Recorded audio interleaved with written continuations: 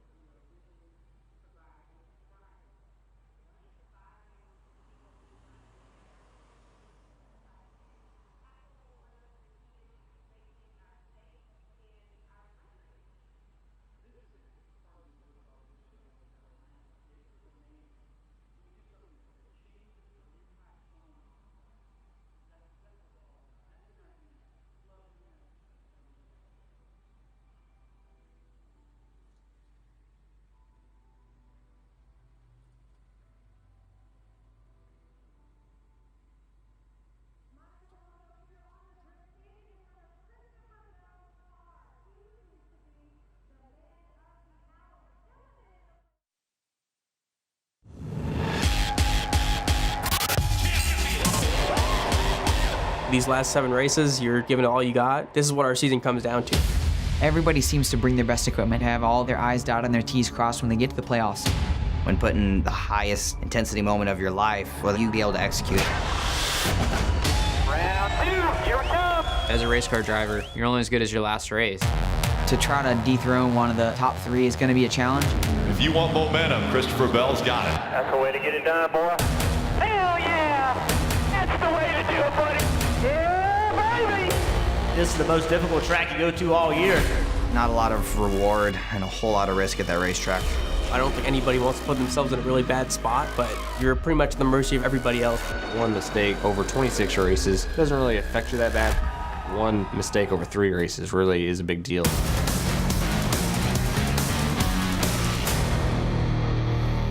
And only one driver can brag about winning in the Xfinity Series at the Charlotte Roval, and that's the driver of the 98, Chase Briscoe. Let's go to pit road and Kelly Stapleton.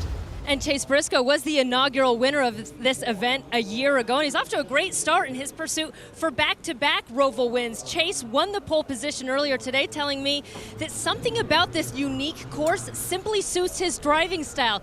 And now he wants to prove that last year's win wasn't a fluke or simply a good strategy call. But above all else, Dave, he wants to win and be the second driver to secure his spot in the round of 8.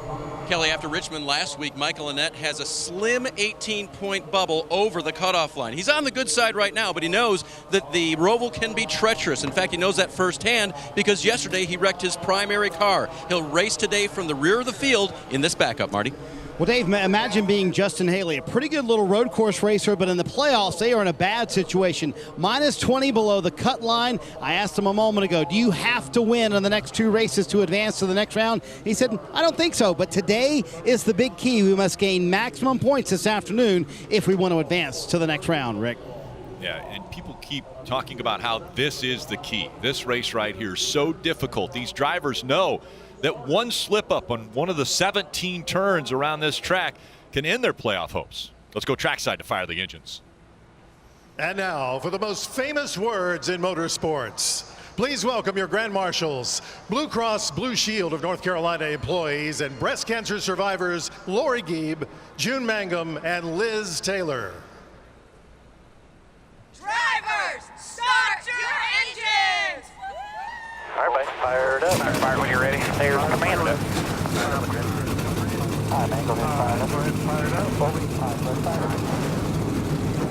Cars have come to life and looking forward to racing at the Roval. 250 kilometers in front of us.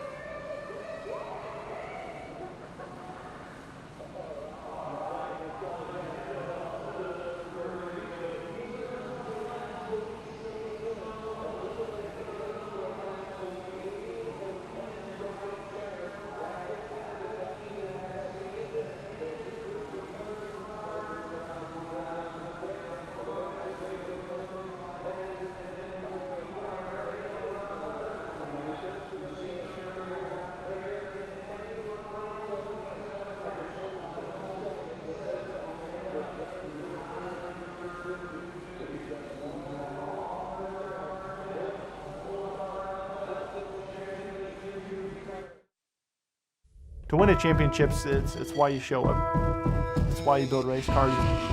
It's why you go racing. The playoffs are underway. Your intensity goes up a little bit. You try and make sure that you're showing up as prepared as possible. The first round, the first step towards an Xfinity Series championship. Everybody seems to have all their I's dotted and their T's crossed when we get to the playoffs. Try to be the guy that makes the least mistakes. They all have this huge desire to win this championship, but they're terrified of having a bad night. You never know what's going to happen in this playoff format.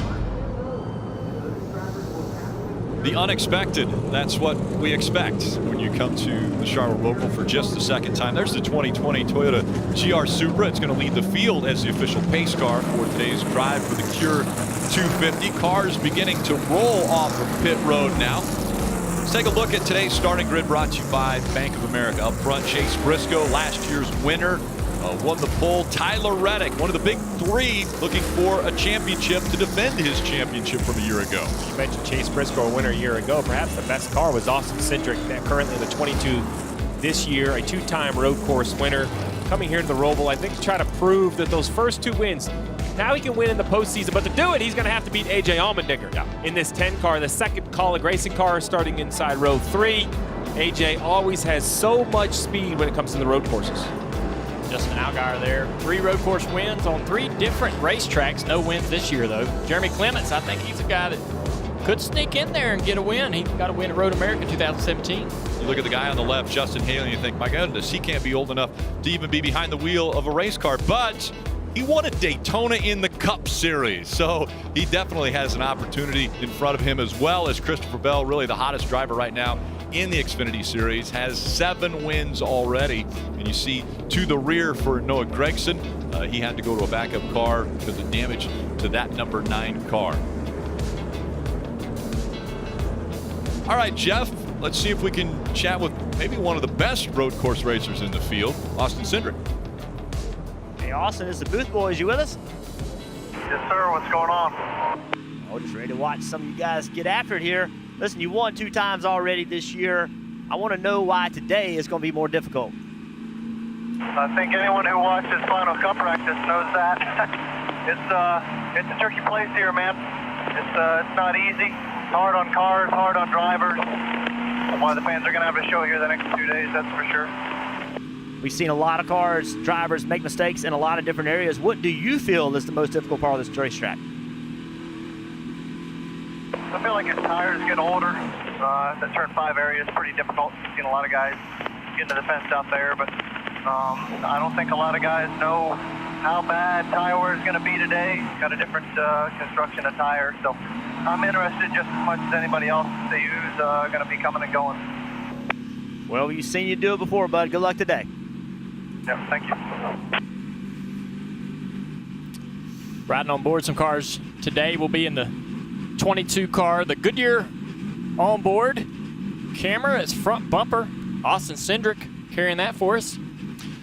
The 98 car, Ford Performance camera with Chase Briscoe there, reverse driver as well. The 7 car, Justin Allgaier, will have the helmet camera, giving us some great shots of what he's doing inside the car, and then the leaf filter camera, Justin Haley. He's got a foot camera, so we'll see exactly how he's using those pedals to get around this racetrack. Very challenging racetrack. How he uses those will be important. Not only will we be inside the cars, but all the way around the racetrack. We'll also be above aerial coverage brought to you by the Mullen Chiantu K50 electric automobile. Guys, obviously a little bit of a change with the backstretch chicane. Break down this racetrack for us. Well, it's going to be really difficult. That's rear chicane. It's new. This is what it looked like last year, and this is what it looks like this year. Look how much sharper that left turn getting into turn 11 is. That also means you're going to have to brake much, much harder than in the past. It created a lot of issues already this weekend for a lot of guys breaking into that corner, wheel hopping and missing the entry to that chicane. They have to decide whether to park the car and stop the car or try to get over and get through those turtles and possibly damage the car. It's going to be really interesting to see what guys choose to do. This is just guys running by themselves, much less when they get out there in competition. And this right here, turn 3, we've seen many people make mistakes in turn 3. This is Noah Gragson. He had to go to a backup car. Contact right here, harness. They did a lot of work overnight to get that car back on the racetrack. Michael Annett also hard into the tire barrier there in the infield. It's really a lot of new asphalt in there and a very hard tire without a lot of rubber down. You see it. There's no rubber down in that infield. It's just really slick and easy for these guys to spin out. We're going to see some of that today. And that was just practice. We have 67 laps of racing in front of the Xfinity Series. That is coming up next here on NBCSN.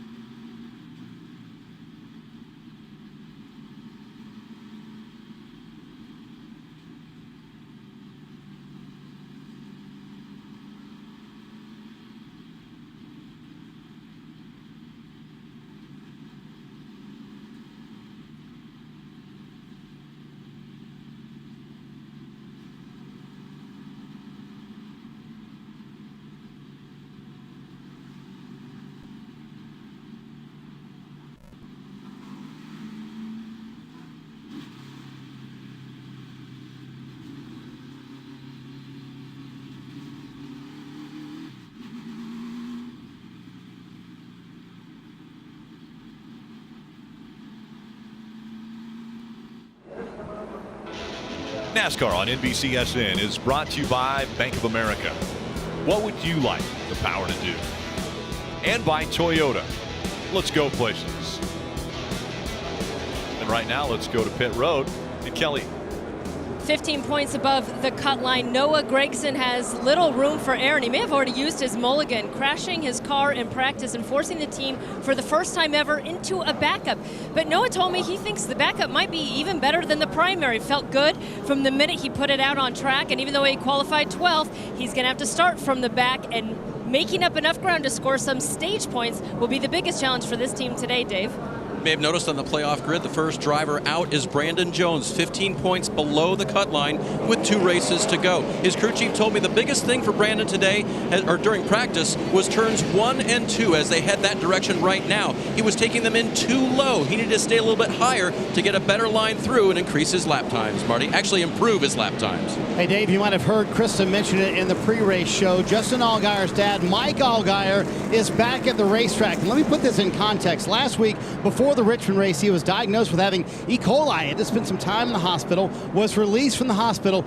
And to put that in context, 470 ARCA Series, NASCAR Series starts. He had never missed a race until last weekend, but he's back here at the track this weekend. A thumbs up for his son, Justin, trying to win one here at the Roval. That's Big Gator. Little Gator's Justin Allgaier. He's a little Gator, and that's Big Gator, Mike.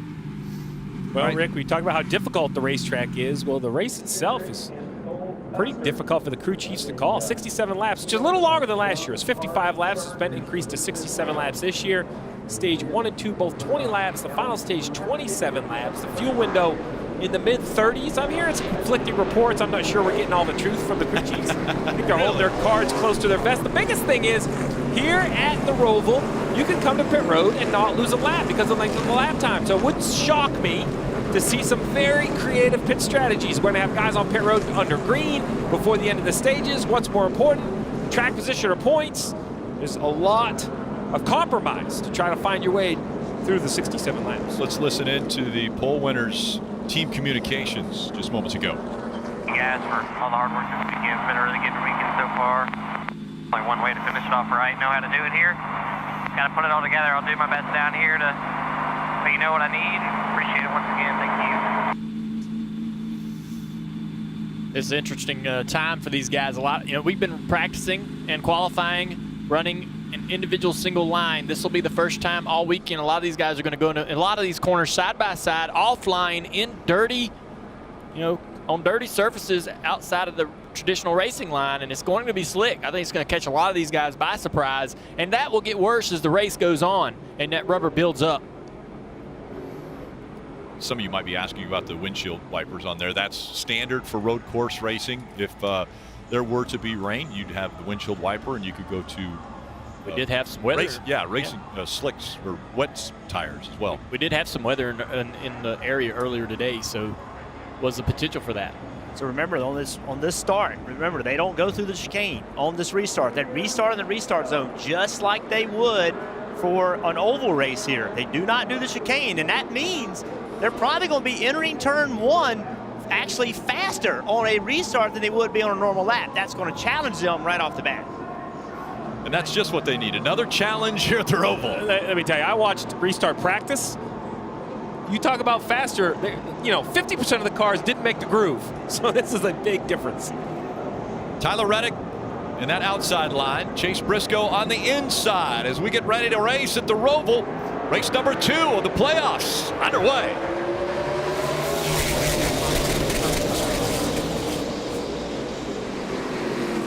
There's that side-by-side through turn 1. And 3 wide, trying to get through a very narrow area.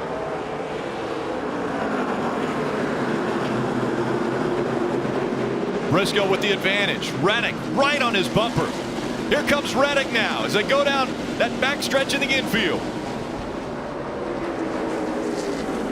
And right away, Austin Cindric in the 22, challenging for that second spot. Yeah, almost contact between Austin Cindric and Reddick. I think Briscoe's trying to tiptoe his way around this first lap, and it's creating a lot of pressure behind him. This right here, remember, now they're up under the straight where they're heading to that new chicane on the back straightaway. We've talked about it being a passing zone. Can you outbrake somebody? Let's see if Cole Custer will try to outbrake.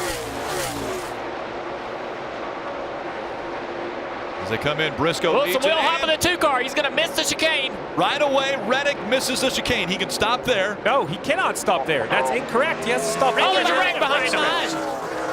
And they're piling up behind him. Yeah, another huge wreck. So, as I understand the rule, you have to stop over on the front stretch. On this side of the barrier. If they would have, the guys that went through the other side, you can stop back there. And so now the issue here, do they keep going? They do. There's Tyler Reddick stopping in that area you mentioned. Yeah, you have to stop, give your time up. Another car missed the chicane as well. So you have to stop on the restart. Why that matters is, look, he's going to join all the way back outside the top 20. All that track position. Well, Jeff, you mentioned it. The first time he did the chicane, and it was exciting. It started with the second place car missing the chicane. Will hop, and he didn't really completely understand the rule. I don't think. But maybe he can stop right here. And then behind him, look at that. This is all new to everybody. I mean, it just is simply new. You don't know what to expect. See how early, how hard he's on the brakes. Couldn't get slowed down. Ran into the back of Garrett Smithley. We mentioned chaos could happen. Well, it happened the first time they went through the backstretch chicane. You see the damage to J.J. Yaley's vehicle. The entire nose smashed in. Well, that was the first trip. Let's try it again, see if we're more successful. Briscoe makes the left-hand turn. He looks pretty good. The 22 of Cindric chasing him through. The 00 of Custer. So, took 1 practice attempt, but they all made it through the second time. Man, this first stage, 20 laps. Riding along with Cindric right on that bumper. So you see right here, these last 2 series of corners, how hard he hits those turtles. The turtles are those blue curbs. They're much higher than the red and white. Turn 1. Gonna try to get on that a little bit. Look how blind it is, guys. You cannot see over the crest of that hill. Now you're going downhill into turn 3, a heavy right-hander. A lot of problems right here throughout the weekend. Turn 4 leads to this back straightaway. Look how much racetrack he uses all the way out to the grass. Got to get really easy into 5. More problems here as well. Made up a lot of ground in that corner. He sure did. He really rolled up in that hill. Now downhill to the left. Position yourself for this exit. A lot of straightaway, a lot of acceleration. Got to get out of here fast. Looks like the 98 does a little better job. Is going to pull away just a little bit. Cindric stayed a lot lower exiting that infield portion of the track. than we saw with Chase Briscoe, who was right up against the wall. Yeah, different approaches. You know, I look how much curve he uses. Gosh, it almost stopped. Almost like the car was in neutral. Apron up your head. Track's clear. Check Caution comes out. Car stalled on the track. And there you see it down on the apron of turn NASCAR 3 and 4, the 52. And so David Starr. Yeah, David Starr has stopped on the apron. And so the first caution comes out, but it wasn't the first incident that took place. All of a sudden, just broke. They're thinking drive shaft, guys. Yeah, this team here, they've had a lot of issues this year with mechanical failures, engines, so forth. And Junior, we talk how difficult this racetrack is for the drivers. This is a track that the drivers are going to have to really pay attention to their vehicle. You mentioned how much curve Austin Cindric was losing or using going through there as we see some damage on the 93. I just think as a driver, guys, you're going to have to take care of your car. I'm not sure a car could withstand 67 laps straight over the curbs. I agree with you. I think it's really hard to do, though, because you have to make lap time, and that's the gamble these drivers are going to have to make. So the first caution has come out. 3 laps complete. It has been Chase Briscoe up front. Austin Cindric has been right on his back bumper the whole time.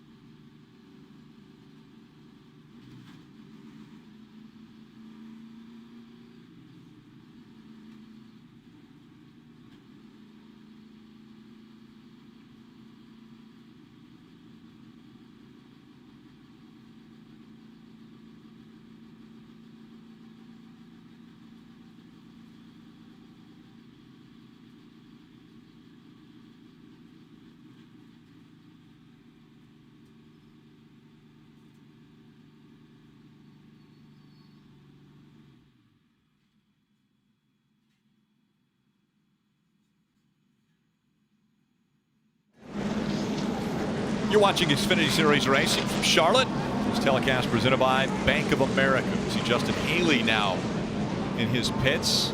Yeah, he pitted from inside the top 10, came down. There doesn't seem to be a lot of panic like they're trying to change tires. You see the one tire changer doing some description on top of the pit box. Marty, what are you hearing with this 11? Yeah, we're going to check in with the team, but I mean, this is a team who desperately needed Track stage bars, points. We just talked about that, and there you go, track bar. They're getting the welder out. Wow, this is a team 20 below the cut line, guys. They did not need this. They needed every stage point they could get. You hear them going to the garage, so a devastating blow here for Justin Haley's hopes to advance on in the playoffs out of round one.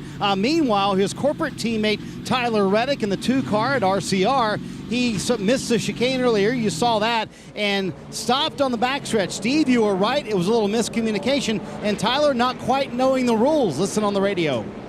Here Derek, I don't think he's got to come to a complete stop back there like he did in that chicane back there. Yeah, no, he doesn't. He was already to a stop before I could tell him, so he just stopped anyway. Talking to spotter Derek Nealon. So yeah, that's what you have to do. You have to come to a stop on the front stretch if you miss the chicane on the back stretch. All right, so you heard the update. So best way I can explain this is the backstretch chicane. If you somehow have an issue and don't go between the left blue curbing and the right blue curbing, basically run the chicane. If you miss that, stopping back there does you no good. That helps you zero. The penalty is served on the front stretch in the restart zone. You have to come over there. If you miss the front stretch chicane, the penalty is served right here in front of the start-finish line. Those are the details at a newer circuit that as a race car driver, I think you need to know. That Allmendinger, interesting, you know, they broke a track bar so early. I don't believe that's from one lap in the race. That's for all those laps of practice. Obviously, something has cracked, probably very hard to see, and it's finally let go. I would be nervous. This is what we talked about. Will cars make 67 laps? Absolutely. If you're a crew chief, you have to be telling your drivers, hey, man, try not to use those curbs unless it's absolutely necessary. Let's wait till the end of the race to get more aggressive on using those curbs. And we've heard Cup teams talking about bringing tougher, stronger race cars here, heavier cars with more beefing up of the of those components to try to survive this tough racetrack. It's unlike any other road course that we run. And I think that's an advantage for A.J. Allmendinger.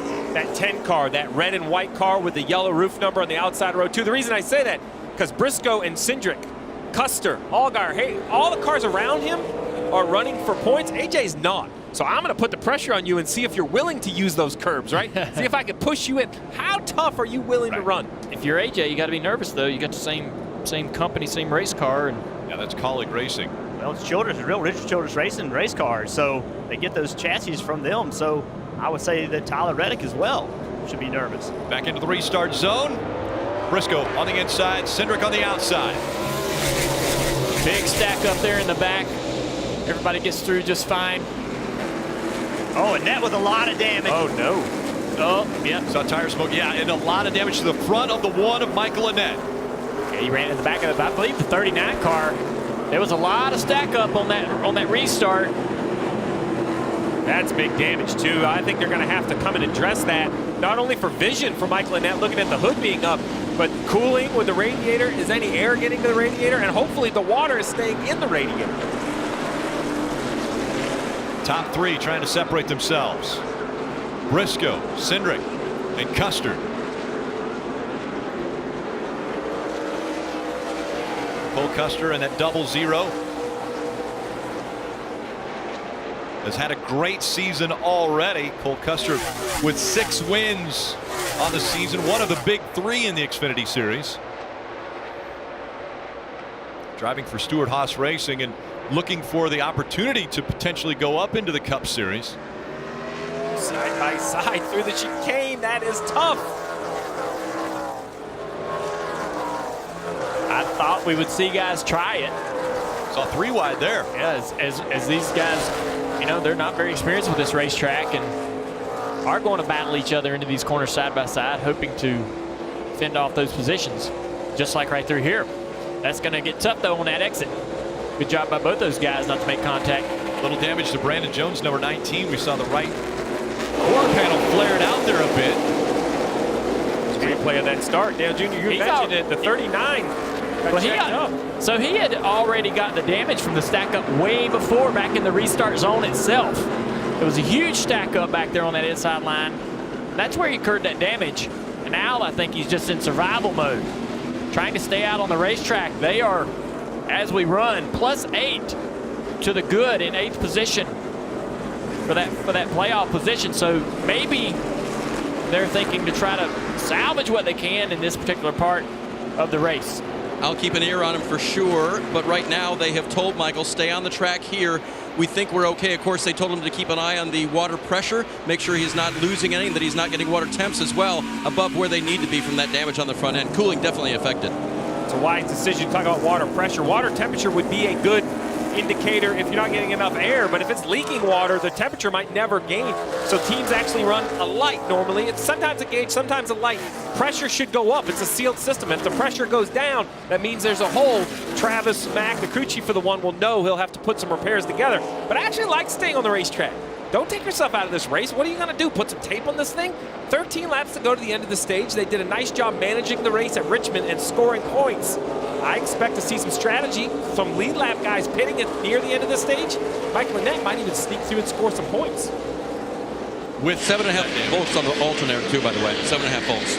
Oh, that's not good. Oh, no, that gauge is going to be a problem. Yeah, 20 car hound in the 7 of Justin Allgaier. Looks like Christopher Bell is much, much faster. Here he goes. Man, just looks like he can really put the pressure on the 7, struggling to keep pace. This 20 car was fast in practice. Did not have a good qualifying lap. Ran through the rear chicane, and that's why he started in the back. Yeah, looks like they already got a little damage on the nose of that car. You see Allgaier really fast in that section just before where he is now, and if he can be fast there, it keeps Christopher Bell from being able to make that pass. It's going to be really difficult to make a pass in that interior section of this racetrack. And Jeff, Justin Allgaier and the 17 really know what they have this weekend. They're in a really good position playoff-wise with plus 41 above the cut line, but they have struggled for speed overall this weekend. So Justin and crew chief Jason Burdett telling me, hey, all we have to do today is survive. So if they have a faster car like Christopher Bell behind him, pressuring him, they may let him go here in a little bit just to make sure they make it through this first stage fine. Kelly. Up front, Chase Briscoe continues to lead. He was worried on those opening laps that he may have locked up his wheels for a moment. The team assured him he didn't, although they warned him he hit a curb a little bit hard, asked him to go a little easier on the curbs. And now we are reaching what could be record temperatures here in Charlotte, and Chase is feeling it. And compared to last year, 15 degrees hotter, about 50 inside the 10 bus. You're tough. You'll be fine. Heard that it feels more like 50 degrees inside this cockpit. Rick? The 24-year-old, you know, what do you think? Toughen up? Is that what you're saying, Steve? You're young. Come on, 24 years old, 67-lap race. You'll be fine. He has 2 career wins. One of them came a year ago here at this racetrack. The other one came earlier at the short track in Iowa. Chase Briscoe looking for number 3.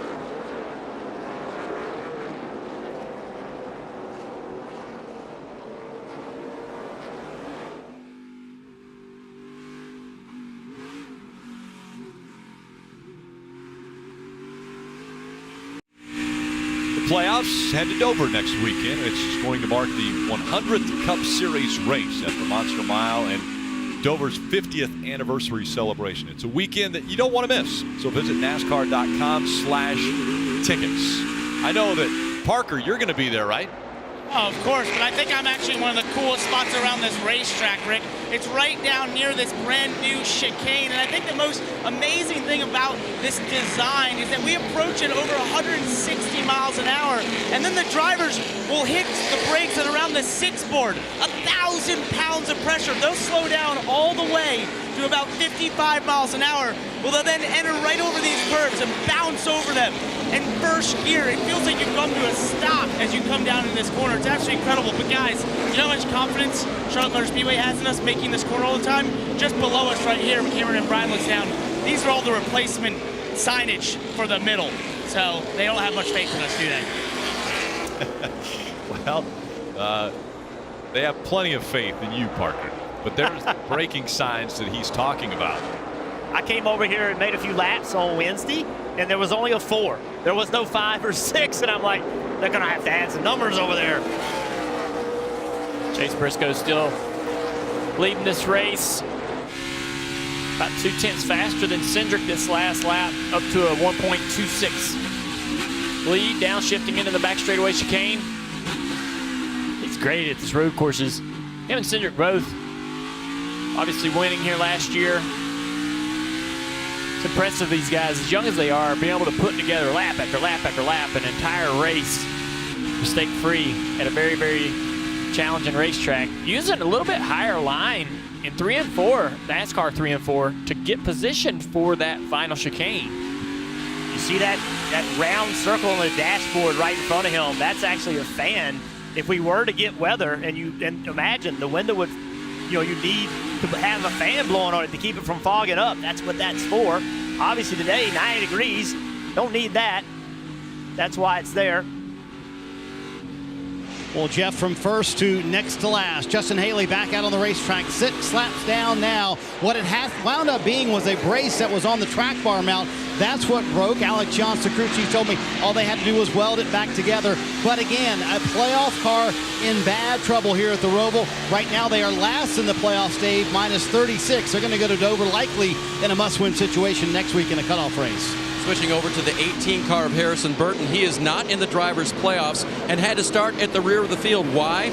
During qualifying, they broke a connecting bolt that connects the sway bar to the sway bar arm. And just for fun, one of the engineers looked up and said, I wonder how much force that bolt is supposed to take, because Harrison hit the turtles really hard in the backstretch chicane. He found out it was 26,000 pounds, Steve. The cars are taking a punishing out here, and sometimes they don't last. Yeah, I mean, it's a tremendous amount of load, and the problem is it's like an instantaneous load. Unlike something that gets loaded gradually into the corner, when you hit that set, either the curbs or the turtles, it's just an instant force, very damaging to the race cars. John Henry Nemechek running in 10th place right here. Tyler Reddick's done a very nice job of clawing himself back up after having that penalty for missing the chicane. He's passed a lot of cars to get back up this far. Austin Cindric that last time by ran a 85.97 to the 86.37 of leader Briscoe, closing in that gap a little bit. Cole Custer hanging tight on that 3rd position, and then in the back of the frame you see Allmendinger hovering, waiting on these guys to make mistakes. Big gap back to Christopher Bell, but this top 4 are staying relatively close. Talking about A.J. Allmendinger, that guy is a road racer, 2-time road course winner. Brought him in for one reason and one reason only. That's to win races. And I would think that, unlike maybe the front 3 of Custer, Cindric, and Briscoe, he's probably running that 80 or 90% that Steve Letarte wants you to run to take care of that car. No reason to push yet. And he's not in the playoffs. He doesn't have to run some fancy strategy to get these stage points. He's just here to win, so take care of that car, put yourself in position to be there at the end. His crew chief, Chris Rice, radioed to him before the green flag saying, I don't care if it's the playoffs. Take no prisoners. Go get the win. Right now, they do need to adjust on the 10 car just a little bit for AJ's liking. Needs a little bit more turn, but otherwise, the car, he says, it's all good.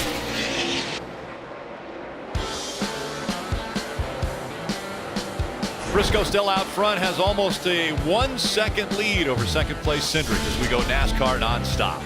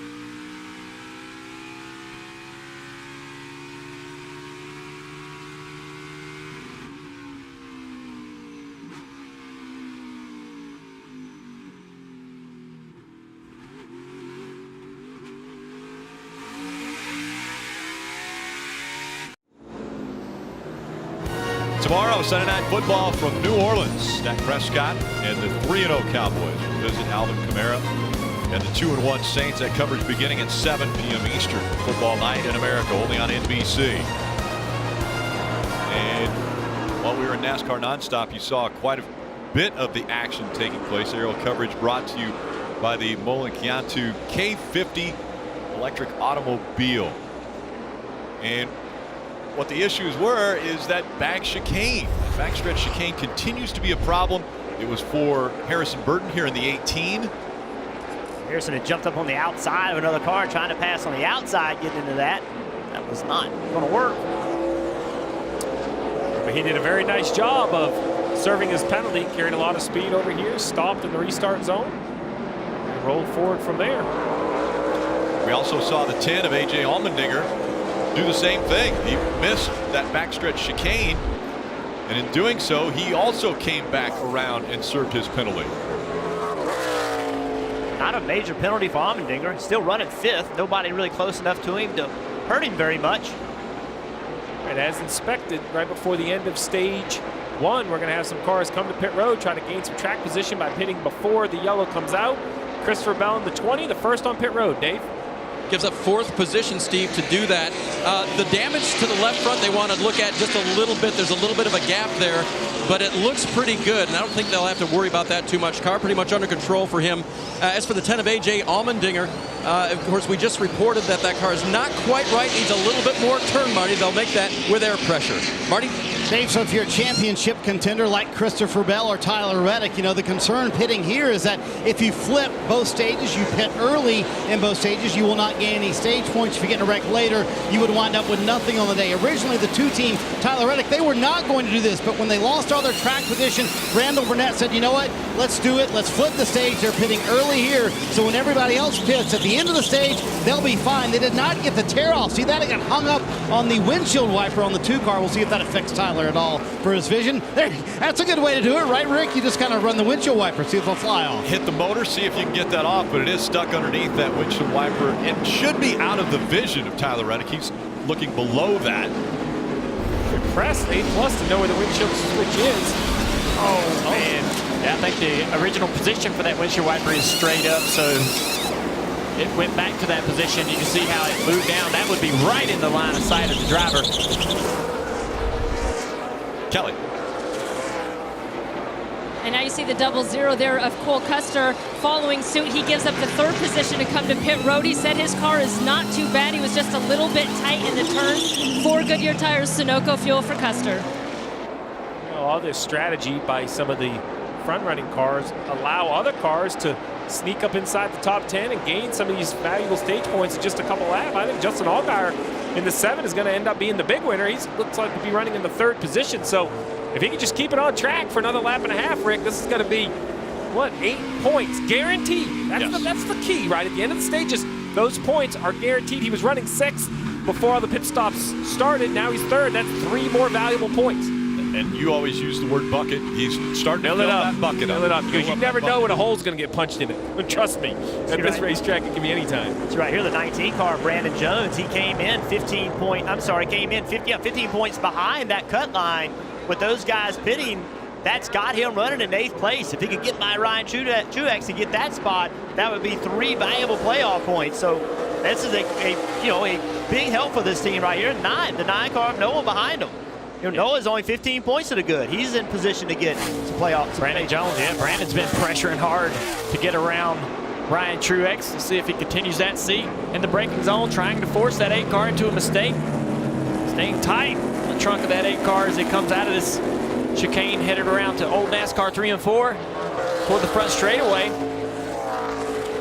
Just not in position to be able to attack in the braking zone, but keeping that pressure on, keeping that mirror full. That car in front of you can potentially push that car into a mistake. We see the 39 car, Ryan Sieg, spun out here. Back straightaway chicane. Yeah, playoff contender, Ryan Sieg. So he didn't miss the chicane. He just got turned around in the chicane. You can go through backwards as long as you go through it. Yeah, as long as you go through it. He was 15th. And already on this final lap is Briscoe. Chase Briscoe and Austin Cindric, 1 and 2, and they've separated themselves. They're 17 seconds ahead of Justin Allgaier running 3rd. Yeah, but Cindric in his 22 is keeping Briscoe completely honest right here. Only a couple car lengths back, leaving the backstretch chicane. Come around here, 1 more set of corners before the end of the stage. I don't know if he's close enough to attack. And Steve, not many decided to come down pit road. Very few, as a matter of fact. So it won't be that big of a penalty to not have come down pit road. As we see, Chase Briscoe will win stage 1. Austin Cindric finishing in 2nd. But once they come down to pit road, there's only going to be about 6 cars in front of them. Yeah, I'm surprised. I'm shocked that more guys didn't try this strategy.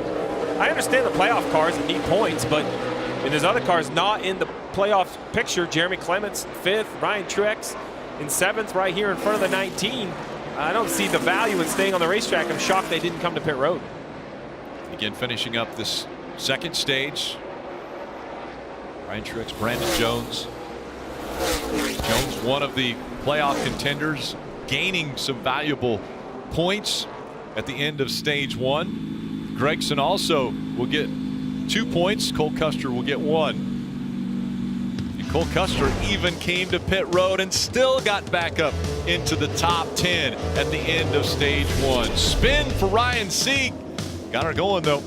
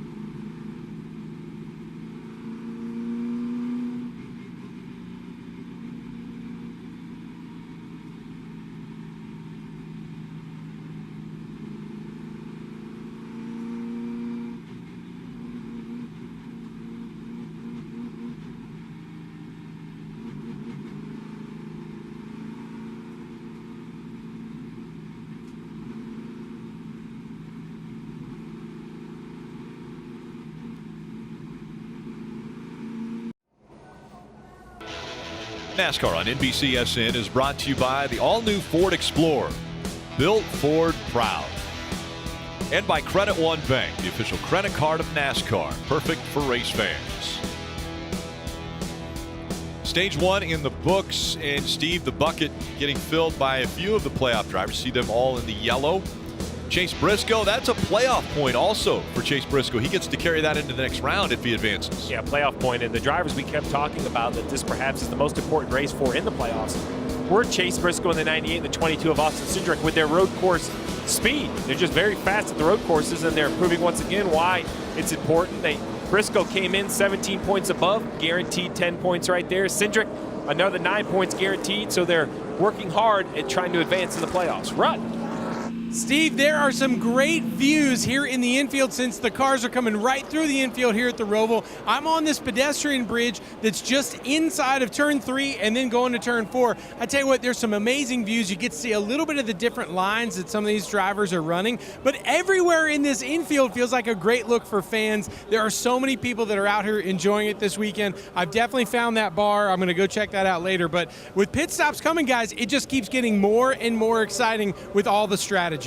We like your shirt, too. I was going to say, hey, Rod, I'm an XL. I appreciate you going to get me one of those. That's a pretty cool shirt. No problem. And I never get lost. I know right where I am at all times. Where are you? Point to where you are. Right here. Right there. Perfect. Charlotte Motor Speedway, really, and Marcus Smith, when they built this Roval a year ago, a lot of drivers had a lot of negative things to say about it. They stuck with it. It gave a great first race. They doubled down by improving the backstretch chicane, which I think has been a major improvement, so should be applauded, the effort they've put into this racetrack. Here comes the field that didn't come earlier to pit road. We'll go to Kelly. Stage winner Chase Briscoe has the very first pit stall as you enter pit road. He says he needs more front turns, particularly in turns 3 and 5. They're going to make a chassis adjustment to help him there. He's also asked for an ice bag and another water bottle to help with this heat. 4 tires, Marty. Justin Allgaier had a fun battle with Christopher Bell on the racetrack. He said, I'm losing ground in the braking zones. I need much more lateral grip and forward grip as well. Austin Cindric, very first pit stall on pit road, said, I don't know what I can do much better. I feel like I'm doing my job. The car's doing its job. We're all just sliding all over the place right here. Wilson, his crew chief Brian Wilson, said, all we need to do is give you a little track position. And I think they may have done that. That was a tight race off pit road, but Cindric gets it, Rick.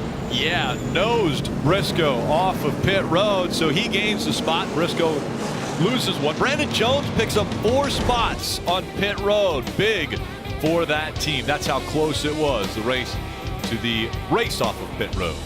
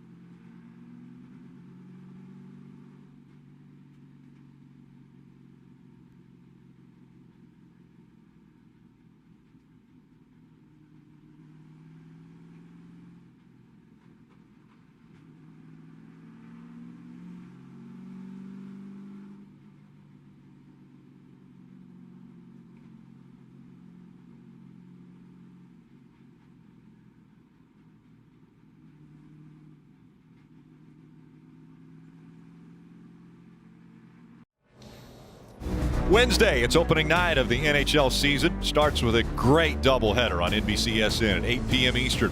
Past two Stanley Cup champions will face off. That's the Capitals playing the Blues. And then at 10:30, the Sharks and Golden Knights renew their spirited rivalry. And you're watching Xfinity Series racing from Charlotte. This telecast presented by Bank of America. Parker. Well, Rick, we keep talking about that backstretch chicane being a passing zone. Well, where does that start? Where does that pass actually get made? Well, it happens over here in turn 8, where I'm saying this is actually NASCAR turn 1, where the drivers exit turn 8, get on throttle, and go onto the banking to set themselves up towards the run, towards that chicane. I can tell you from being on the track just a little bit ago in cup practice, this is the most frustrating corner complex on the track because the car sits on the right front. It just never gets off it, and you're constantly trying to feed it throttle, and it just does not want to turn.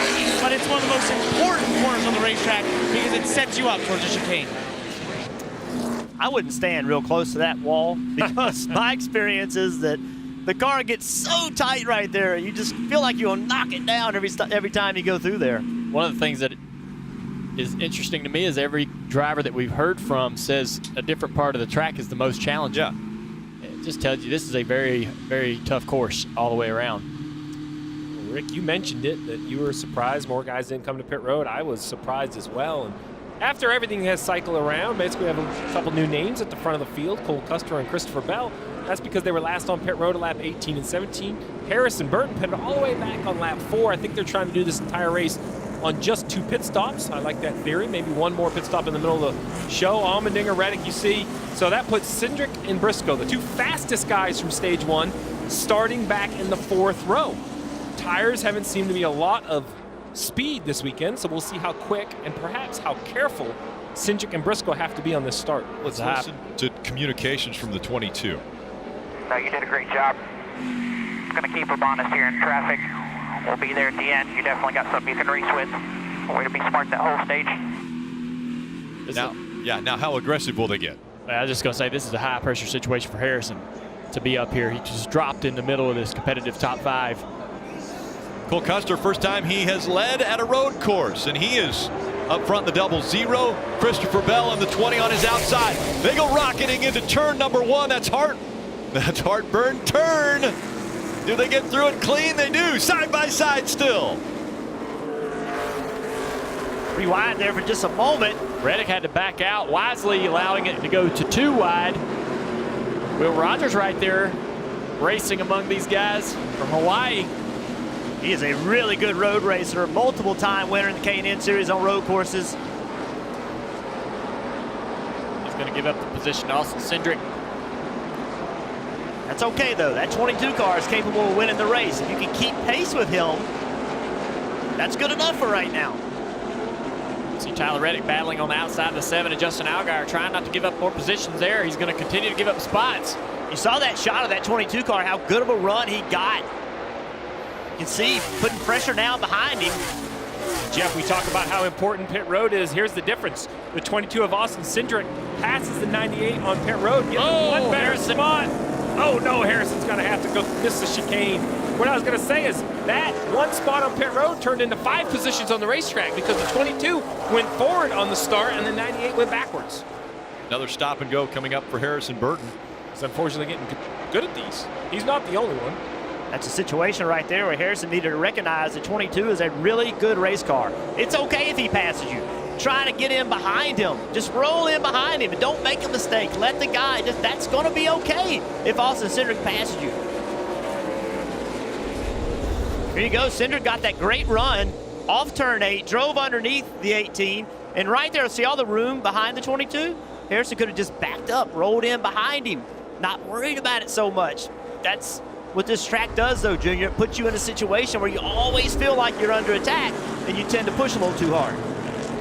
Yeah, Junior, I think you called it. I believe this 10 of A.J. Allmendinger was just, I won't say cruising, but driving well in control in that first stage, because now that he can see the front, pushing a little bit harder, he's going to try to take this position from Cole Custer. Oh, this is a bad line to try to do it from. Yeah, he's doing it on the outside. Pretty tough little place to try to make that pass, and he's going to continue to fight down this back straightaway. Be interesting to see what choices they make right here.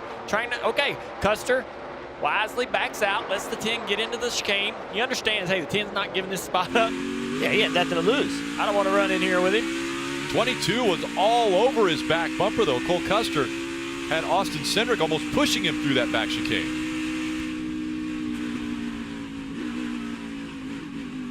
This is the downshift and how loud it is, how violent it is, jumping those curves.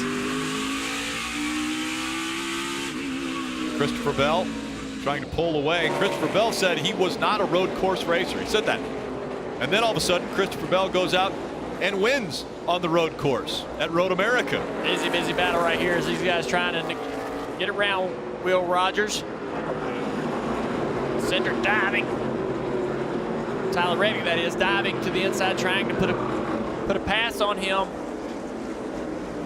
Again to the inside here as they go into this right-hander uphill. Reddick's going to get the position in the pass, and the 7 of Allgaier trying to make the same move, but now he's put himself on the outside. His teammate Noah Gragson has position on the inside. Wisely, everybody back to single file. See there, good move. Now he's side by side in the preferred position. Noah's going to try to fill that hole as well. 7's going to have to block the bottom here just a little bit. Now they all get single file. They should go through here smoothly. Should. Yeah, right.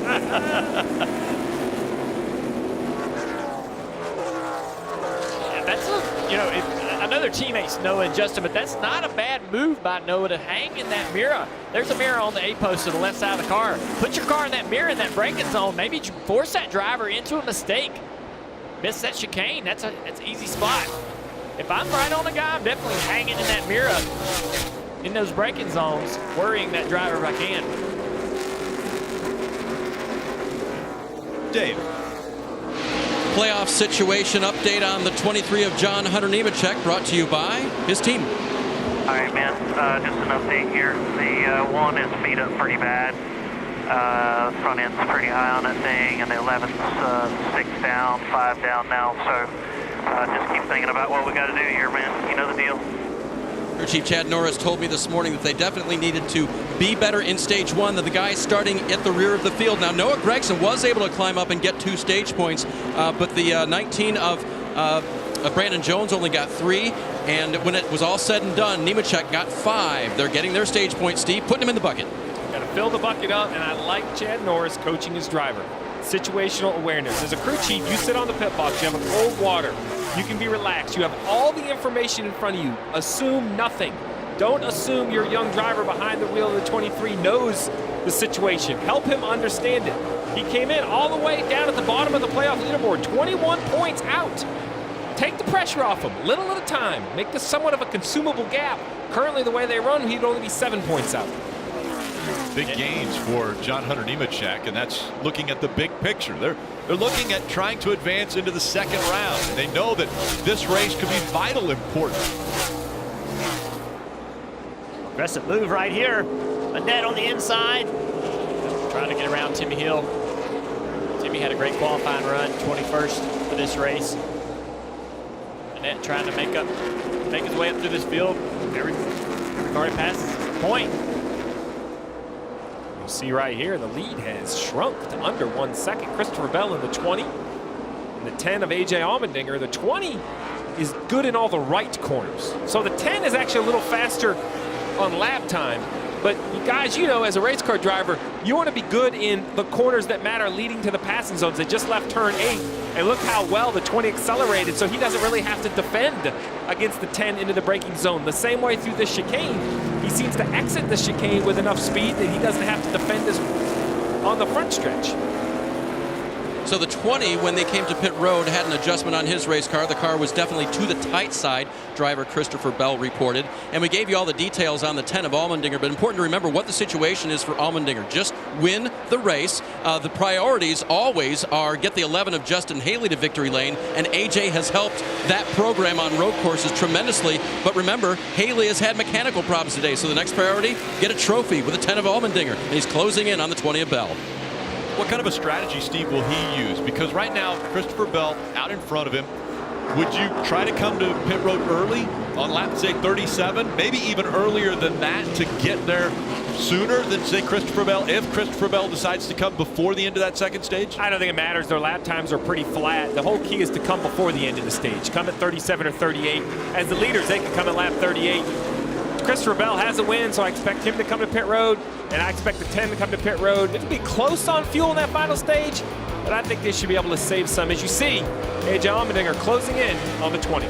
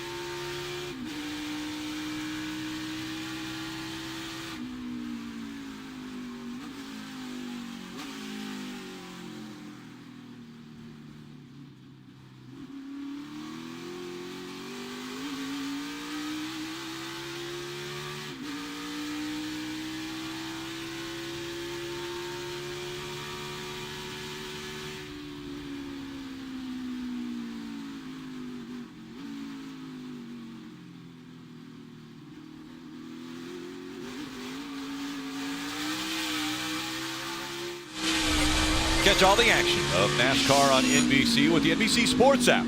Get closer with alternate camera angles, driver stats, track information. Get it anytime, anywhere. NBCSports.com/live. Christopher Bell continuing to lead the drive for the Cure 250 from the Charlotte Roval.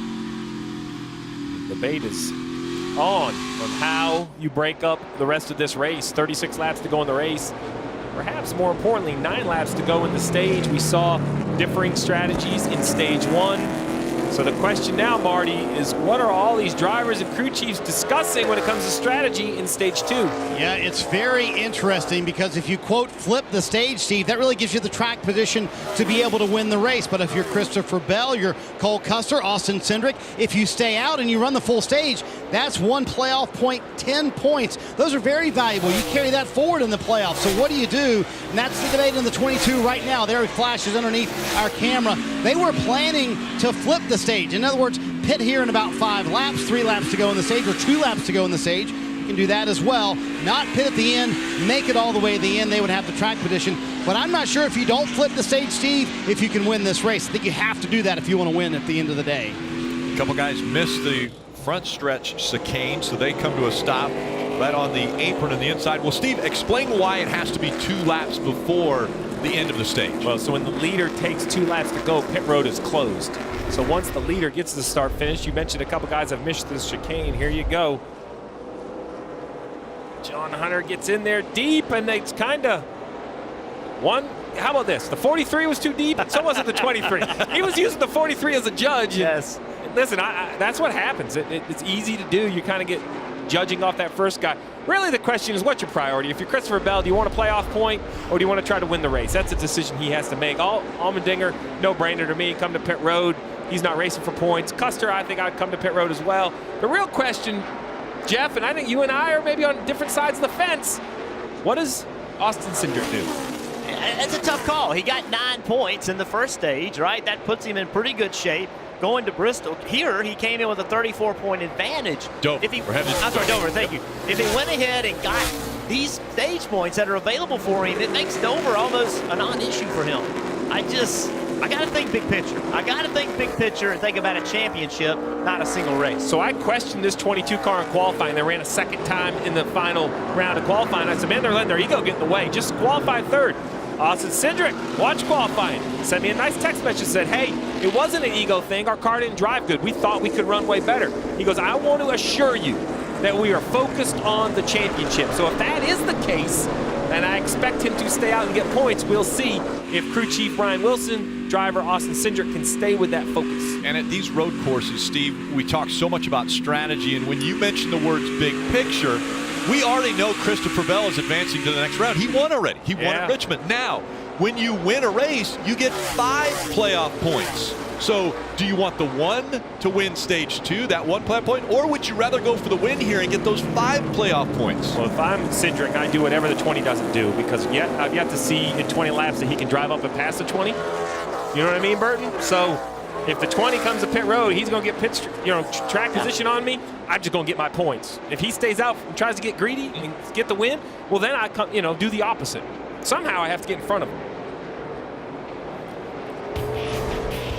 Christopher Bell out front, 7, now 6 laps to go in the second stage. Christopher Bell trying to get another stage win. We go NASCAR nonstop.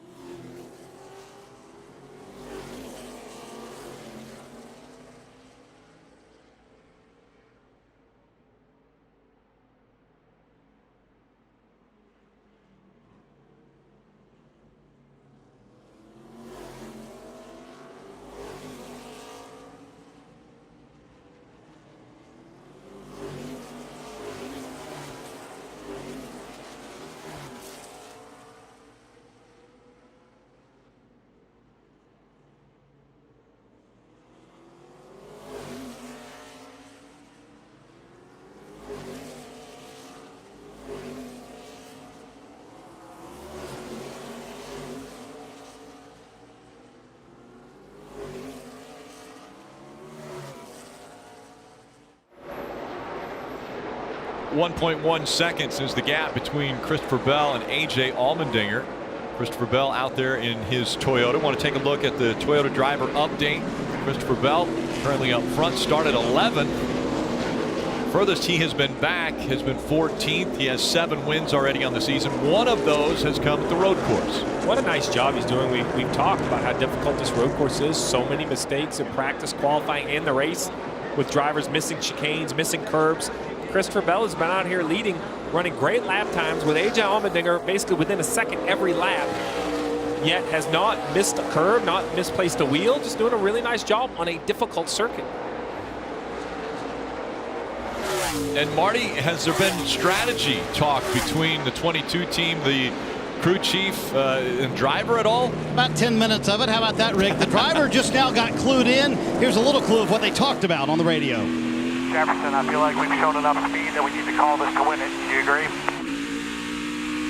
Yeah, unless they all pull off a lap before we do, and you know you can win the stage, then you really got to think about those 10 points. I don't see any way you can win it without flipping it based off what I'm watching here. They get so spread out, there's just no way. And that is Jefferson Hodges, who runs the Xfinity Series program for Team Penske, and Brian Wilson, the crew chief. As you heard Jefferson say, I don't see any way you can win it if you don't flip the stage. So they're coming down pit road from 4th place. Austin Cindric making a move. Brian Wilson making the call to say, hey, we want to win this race. We'll see if this gives them the track position they need. He was fairly happy with the race car. Said he couldn't think of many things to change with it. They're going to make a very slight air pressure adjustment. They do get the windshield tear off clean, and 4 fresh Goodyear tires and fuel to the end, Kelly. And the 86 of Will Rogers also came to pit road. Here's a guy making just his 3rd Xfinity Series start, running inside the top 10. Cannot get that car to turn left. They'll make an adjustment for that, Dave. Ryan Truex will have adjustments on the 8 car, chattering the right-handers just a little bit. And the driver said he was starting to lose some front grip. 4 fresh Goodyear tires and Sunoco fuel. So strategy getting played out by a few different teams here, pitting before pit road closes. Will we see Christopher Bell come now? I will, absolutely. If I'm Christopher Bell, Cole Custer, A.J. Allmendinger, I'm coming. Briscoe. If I'm Briscoe, I'm staying out, and I'm going to get the 10 points because I don't want to lose focus, and I want to get as many points as possible. So we see the 20 peel off, see who comes with him. Here comes the 10 of Allmendinger as well. Custer stays in the racetrack, and so does Briscoe, so they're going to race for points. The other 2 cars will come to pit road. Christopher Bell headed down towards you, Dave. And it was interesting, his crew chief, Jason Ratcliffe, told me this morning on the 20 there on the right-hand side of the screen that they had the worst fuel mileage of their teammates and weren't sure about flipping the last stage. So we'll see how this works out for them. No adjustments on the 20. As for the 10 of Allmendinger, he said on the radio, quote, literally, I feel like I'm just hanging out right now. So AJ's got more in the tank to give in the final stage. And now as we see the 20 of Christopher Bell getting ready to come off of pit road, the 22 of Austin Cindric, who had come to pit road already, we see him go by. And now it's about, well, it was a second gap between the 20 and the 10 at the time of those pit stops. We'll see if the 20 and the 22 have about the same gap between them. Well, so the 22 did a nice job on and off pit road, and he actually passed Allmendinger, which is going to help him in track position. And now with just a couple laps to go, don't do anything crazy right here. Your team has called the strategy, so I just don't damage the race car. Save the tires. Save a little fuel. Save the tires. Yep, absolutely. Well, if he can get Jeremy Clemens right here, that could be a point. Because they were far enough ahead that he's not. He could still get a couple stage points. Yes, he will. Possibly. And right there, you heard it. Is any chance for stage points? Right now, he's running in the 9th position, so that is 2 points. Christopher Bell could get 3 points as far as stage points go. Yeah, so the opposite end, you know, Custer and Briscoe, who stayed on the racetrack. Custer's going to take that playoff point, which I understand, at 1 playoff point. And behind him, the 98 of Briscoe. I like the focus here, guys. I like Briscoe trying to get some points here. Only he was 17 above the cut line coming in. He knows he runs well at the road course. The winner here at the Roval a year ago. Don't get too caught up in trying to win. First thing you want to do is advance out of the round of 12 in the Xfinity Series. You see currently plus 33. Be in contention. That rough exit of turn 8. as they go on to the oval into NASCAR turn 1 and turn 2. Briscoe having a big day. Briscoe came in only 17 points to the good, right? And won that first stage. In great position to finish second in this stage. That's a lot of points that he's gathered up today. Give him a cushion going to Dover. Back up through the gears. Again, chasing after that 0-0 of Cole Custer, looking for his 7th stage win of the year. It'll be another playoff point for Cole Custer. 10 stage points for the 0-0 team as the green and white checkered flag come out for Cole Custer. Brandon Jones in the 19, currently running 6th. Behind him, Alex LeBay in the 90, not running for Xfinity Series Championship. Christopher Bell is going to come back in the 8th position. 9th, Cindric, and Jeremy Clements is going to round out the top 10. There is 8th, 9th, and 10th crossing the line. So 2 stages complete from the Charlotte Roval. Chase Briscoe wins stage 1, and it's Cole Custer who gets the 2nd stage win. Now it will be a 27-lap fight to the finish. Who will win at the Roval this year?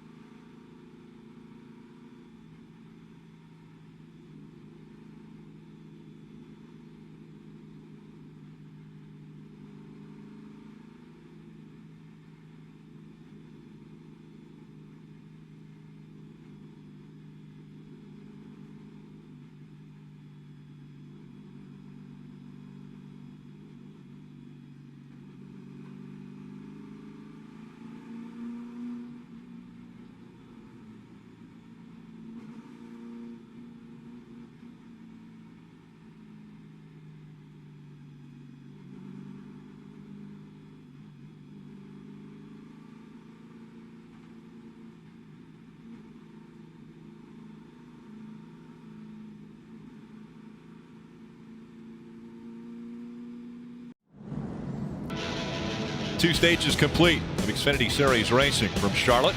Telecast presented by Bank of America. Today's aerial coverage brought to you by Bolin Chiantu K50 electric automobile. Let's check in with Parker Klickerman.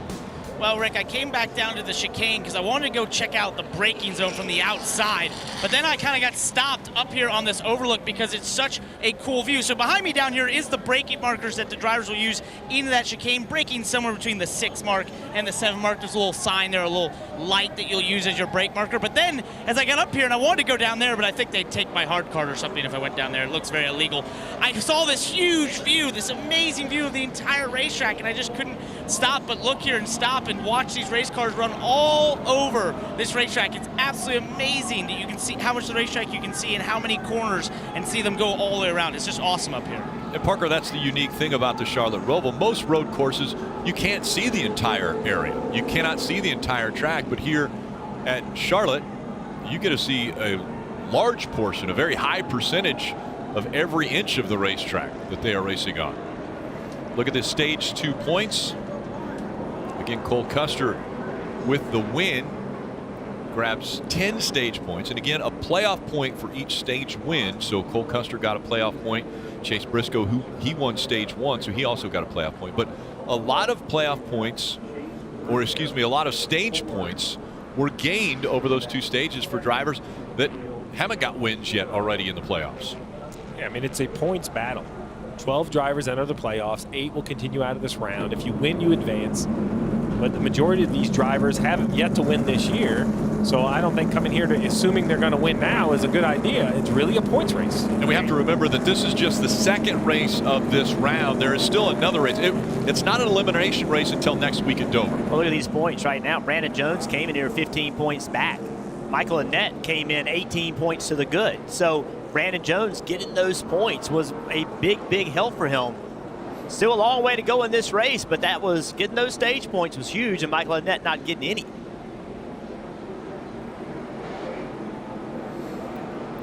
And pit stops about ready to take place. Those that didn't come on lap 37 or 38, and they will start with Kelly.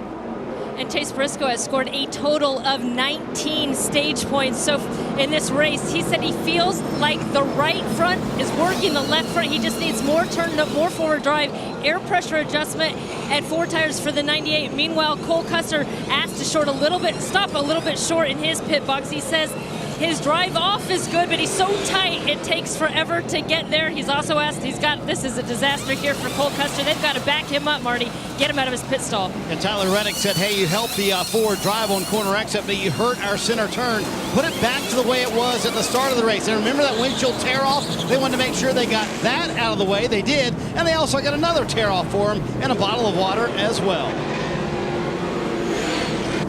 So not the way that pit stop was supposed to go for the 00 of Cole Custer. Briscoe gaining a spot. Allgaier gains 2.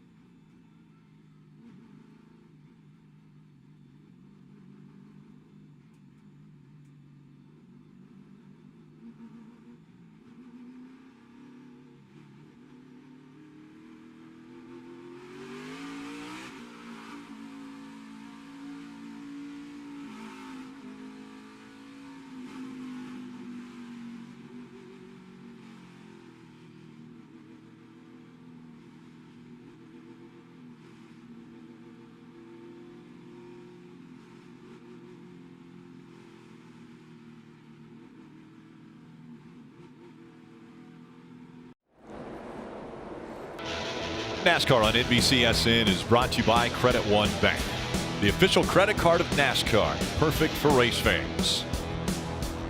Rutledge. Rick, down here in the infield, I found a great vantage point. I'm on top of a bus just outside of the chicane, and it is a family affair. Father and son have been coming here for over 20 years, bringing their friends. I got a brother down there, but look right next door. They've made friends with this rowdy bunch over here that are having the time of their lives. It's going to be even better over here tomorrow, guys. What a view. That had to be an optic illusion, what that guy was doing with his refreshment. All I can tell you right there is if I had nothing going on tomorrow, I think I'd be going to the bus in turn 3 because You knew what that would be. They're not short on a good time. Having a good time here at Charlotte. Getting ready to start the final stage. And it will be 24 laps to go. Christopher Bell in the 20. He'll be on the inside. Austin Cindric in the 22 on the outside. Behind him in the 10, A.J. Allmendinger. And then there's the 8 of Ryan Truex as well up there in the top 4. Oh, Briscoe making it 3 wide out there, making it 4 wide. Oh, and around goes the 8. Right there, and it bottlenecks up turn 1. Custer spins out. Cole Custer, John Hunter Nemechek is around. Ryan Truex in the 8. Started that. He was on the outside. Tried to get around. That's heartburn turn.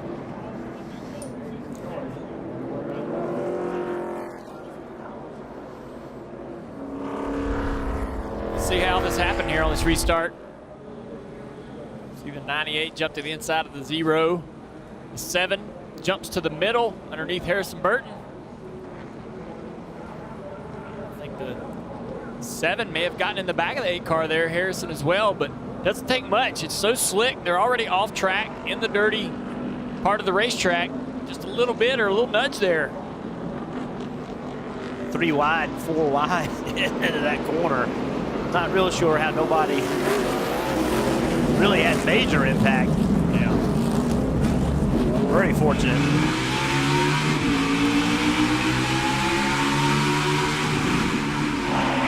Gonna put a 3 wide right here. There you go. That's 7. Down. That's an extremely aggressive move right there. Keep digging low. Watch your 2 on the crossover. Did a little damage to the nose of the 2 car as well in that issue.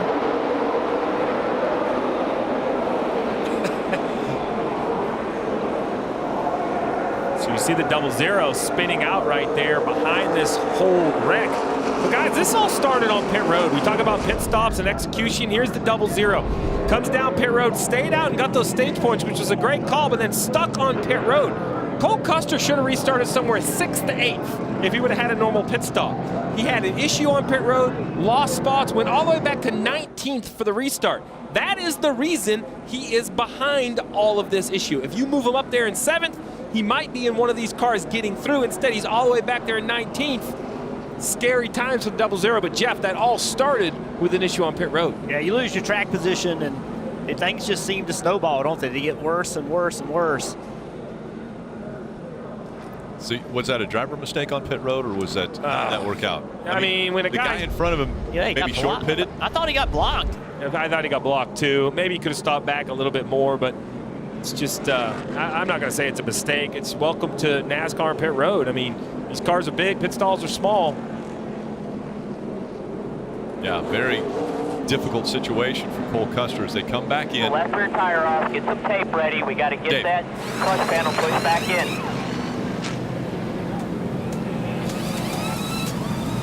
23 on the right-hand side of your screen. John Hunter Nemechek, obviously a little flat spotting of those tires there, but no damage to the 23. So many spotters and crew chiefs telling their drivers, good job. And even Nemechek after the spin, not having any damage, Kelly. Yeah, for Cole Custer in that 00, it is the left rear where you can see a little bit of damage. They're just trying to make sure that they have good clearance. They're also trying to check that tire, make sure it's fully inflated. So they work on the 00 and plenty of room to get off the pit road this time by. But once again, heartburn turn 1 here at the Charlotte Roval. It's chaos.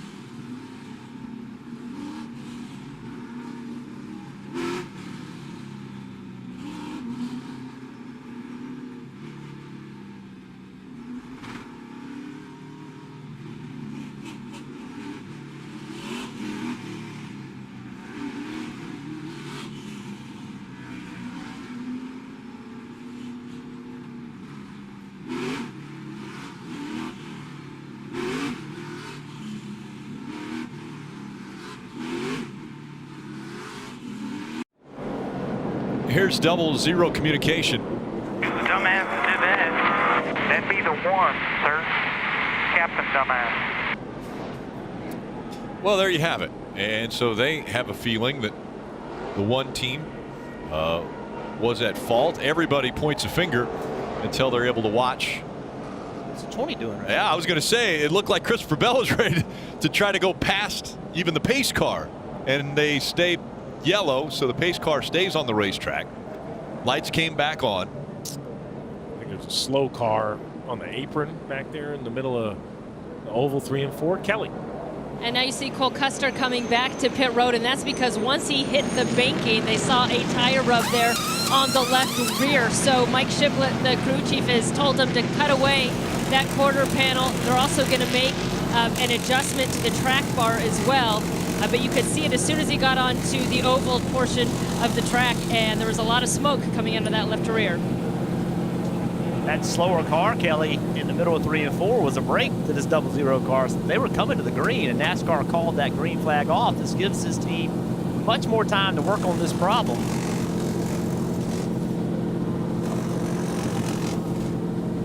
They end up having to push the car that had a trouble, which Ryan C. They had to push him on to pit road with the record. Marty. Playoff car in the 39. Marty? Yeah, playoff car now in 11th place. Cole Custer still sitting on pit road. Suffice it to say, there was a lot going on in that accident. For Justin Allgaier's part, he told his spotter, Eddie DeHaan, please go tell the 8 car, I am so sorry. He put it 4 wide there, did Justin Allgaier. And then in the very back was Tyler Reddick, and he said, they actually asked him, what were you thinking there going into 1? He said, I actually will hop the car.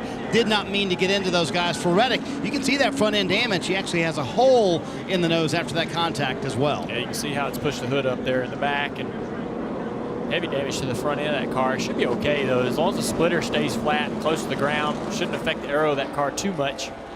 See Ryan Sieg, unfortunately, being pushed behind the wall. Tough for that team as they were hoping to advance out of round 1 of the playoffs. Well, you mentioned advancing out of the playoffs. Well, there's been a lot of talk of strategy and stages, and all of that matters because that adds into what you currently see. But the simple fact is 22 laps to go. Every position on the racetrack is a point. Michael Annett currently 4 above in the 13th position. Brandon Jones currently 4 out in the 7th position.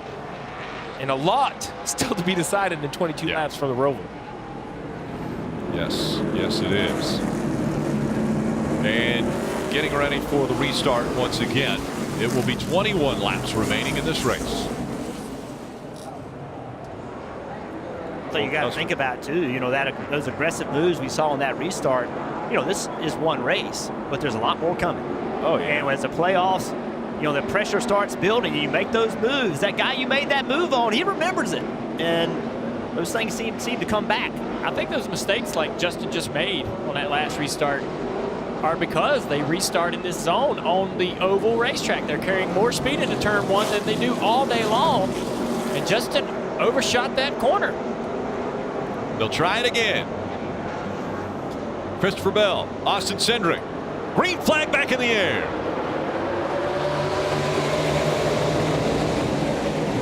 That time a great restart for not only the 20 of Christopher Bell, but also the 10 of A.J. Allmendinger. He's going to try to take second away. Allmendinger has second now. A battle for third. Austin Cindric has it. Here comes Chase Briscoe.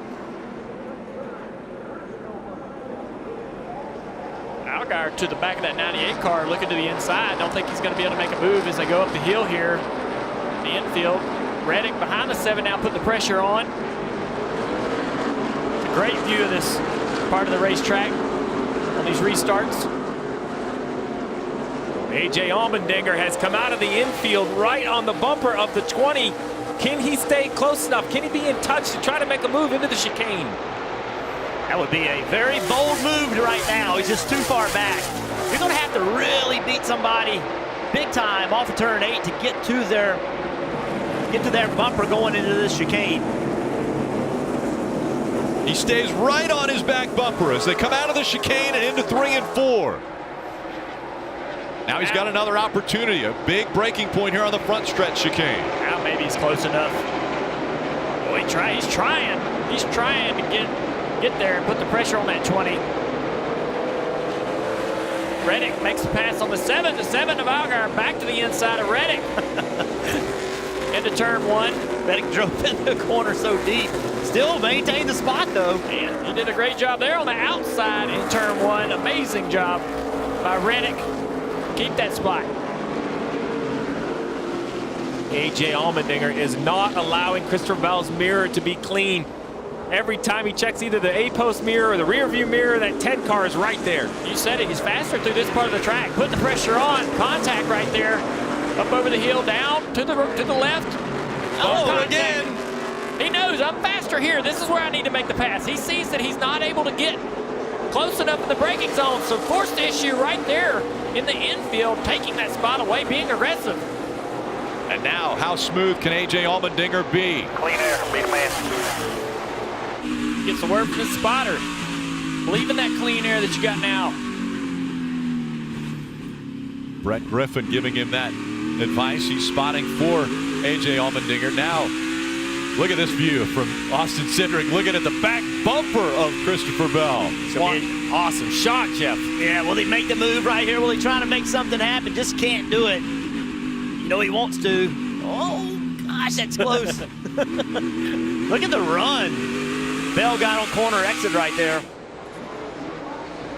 I think Cindric got in there a little hot. Hurt the exit of that chicane and lost a little speed there. Look at Bell, though, hanging it out. As this race goes on, a little more rubber gets put down. These guys get a little more confidence. They start sliding these cars around a little better. Bell and Allman. Oh, the 0 is around. 0. It's the 0. Aschenbach. He was having a great day. I added a 0, Rick. Yeah. I saw a double. I saw a double. And that will bring the caution out, so that means another restart. Back up. Oh, now Allmendinger, who kind of shoved Bell out of the way, is going to have to restart next to him. Aschenbach was in 11th place when this happened. Going down into turn 1. Some little help, I believe, from the 07. But he might have been out of shape before that happened. But there was a battle between these 4 cars. 23 made an aggressive move and got in that position, and then they just all got bottled up. Yeah. John Hunter Nemechek trying to claw himself back. Remember, he kind of had to start toward the back. Well, A.J. Allmendinger, I mean, he is, that last lap, he extended his lead. We'll see how it fires off here for the next restart, Rick. And we'll see how aggressive the 20 of Christopher Bell wants to be. We go NASCAR nonstop.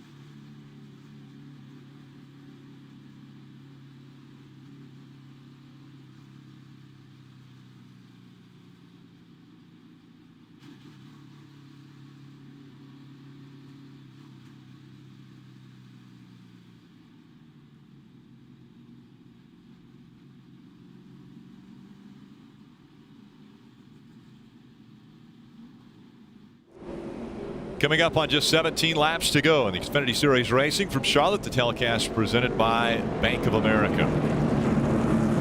A lot of action will be taking place on the Mobile One Peacock pit box, starting with Countdown to Green for the Monster Energy Series. That's at 1:30. Then racing from the Charlotte Roval, all on NBC, as well as post-race coverage at 5:30. And then extended post-race coverage will be back on NBCSN and Victory Lap as well. And Rick, you've mentioned it a few times. This is not a cut race for the Xfinity cars, but it is absolutely a cup race on the cup side. We're going to go from 16 drivers to 12. Elimination race on a racetrack that we have already seen the Cup drivers struggle with through 2 days of practice. Yeah, it's tough, and it's tough on these restarts. Dale Jr., you made the point last time about how this restart stone is different than every other lap. We're going to see if they can figure it out this time. 17 to go. This time, A.J. Allmendinger on the inside. Christopher Bell on the outside. Now hard on the brakes as they go into one. Allmendinger trying to get the best line through there. Cindric has third, but under pressure, Chase Briscoe in the 98, maybe the preferred line. Here comes Tyler Reddick in the 2. I think the 10 of Allmendinger needs to try to gap the 20. Remember, he kind of shoved the 20 out of the way. If Christopher Bell could get to the bumper of the 10, I think it's fair game to shove him out of the way here in the infield. He's got 4 car lengths and adding to it. That's A.J. Allmendinger in the 10. Allmendinger maybe a little early wedding present. He's going to be getting married here in the next couple weeks. Congratulations to him, or he and Tara. And he's got to hang on, though. That's what Colleague Racing hired him to do to come into this road course race, is win. Now, the backstretch chicane.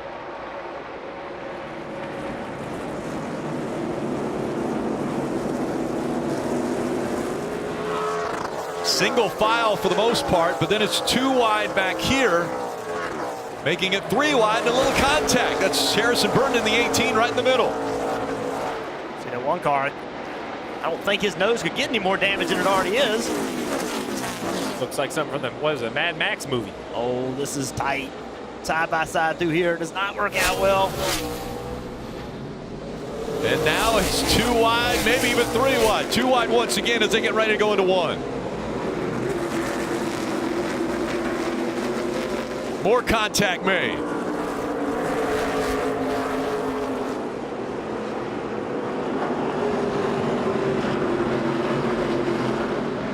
Michael Annette's pushing the issue because he knows every position is a point in that one car. Annette currently running 15th. Michael Annette 4 points above the cutoff line. Trying to be in the top 8. They still have another race after this before elimination. You'd want to almost pad your stats here. Pad your points if you can before going to the Monster Mile. Jeremy Clements, he's a pretty good road racer trying to work his way through all that. It's a great opportunity for Burton to learn a little bit following that 51 car here. Jeremy Clements is a really good road racer. Kelly. A quick update on Ryan Sieg, playoff contender, driving that 39 car. We saw before the break him getting pushed back to the garage. That's because he had a fuel pump issue and a lack of fuel pressure. The good news for them is they were able to fix it and get him back on track. The bad news, he is 3 laps down and right now being scored 39 points below the cut line. Yeah, potentially it'll end up being a must-win situation at Dover as more contact made. Will Rogers in the 86, a part of that one. Brown in the 68. Will Rogers had a great run going, qualified well, had a good run going, had to go back to the field. Pit issue. Here it is. I think these two cars are teammates. Just trying to go somewhere side by side where you can. Cole Custer basically, thank you. That's 2 easy spots. Look at the contact. That's just those curves, man. You hit those curves, you are no longer in control. So when you go through there side by side, somebody's going to be just pounding them. Just completely throws your car out of where you think it is going to go. Had to cut away that left rear wheel well. There was tire rub a little bit for Cole Custer, so it's a little bit higher. Up front, Allmendinger, Bell, Cindric, Briscoe, and Reddick, the top 5. 15 to go from Charlotte. We go NASCAR nonstop.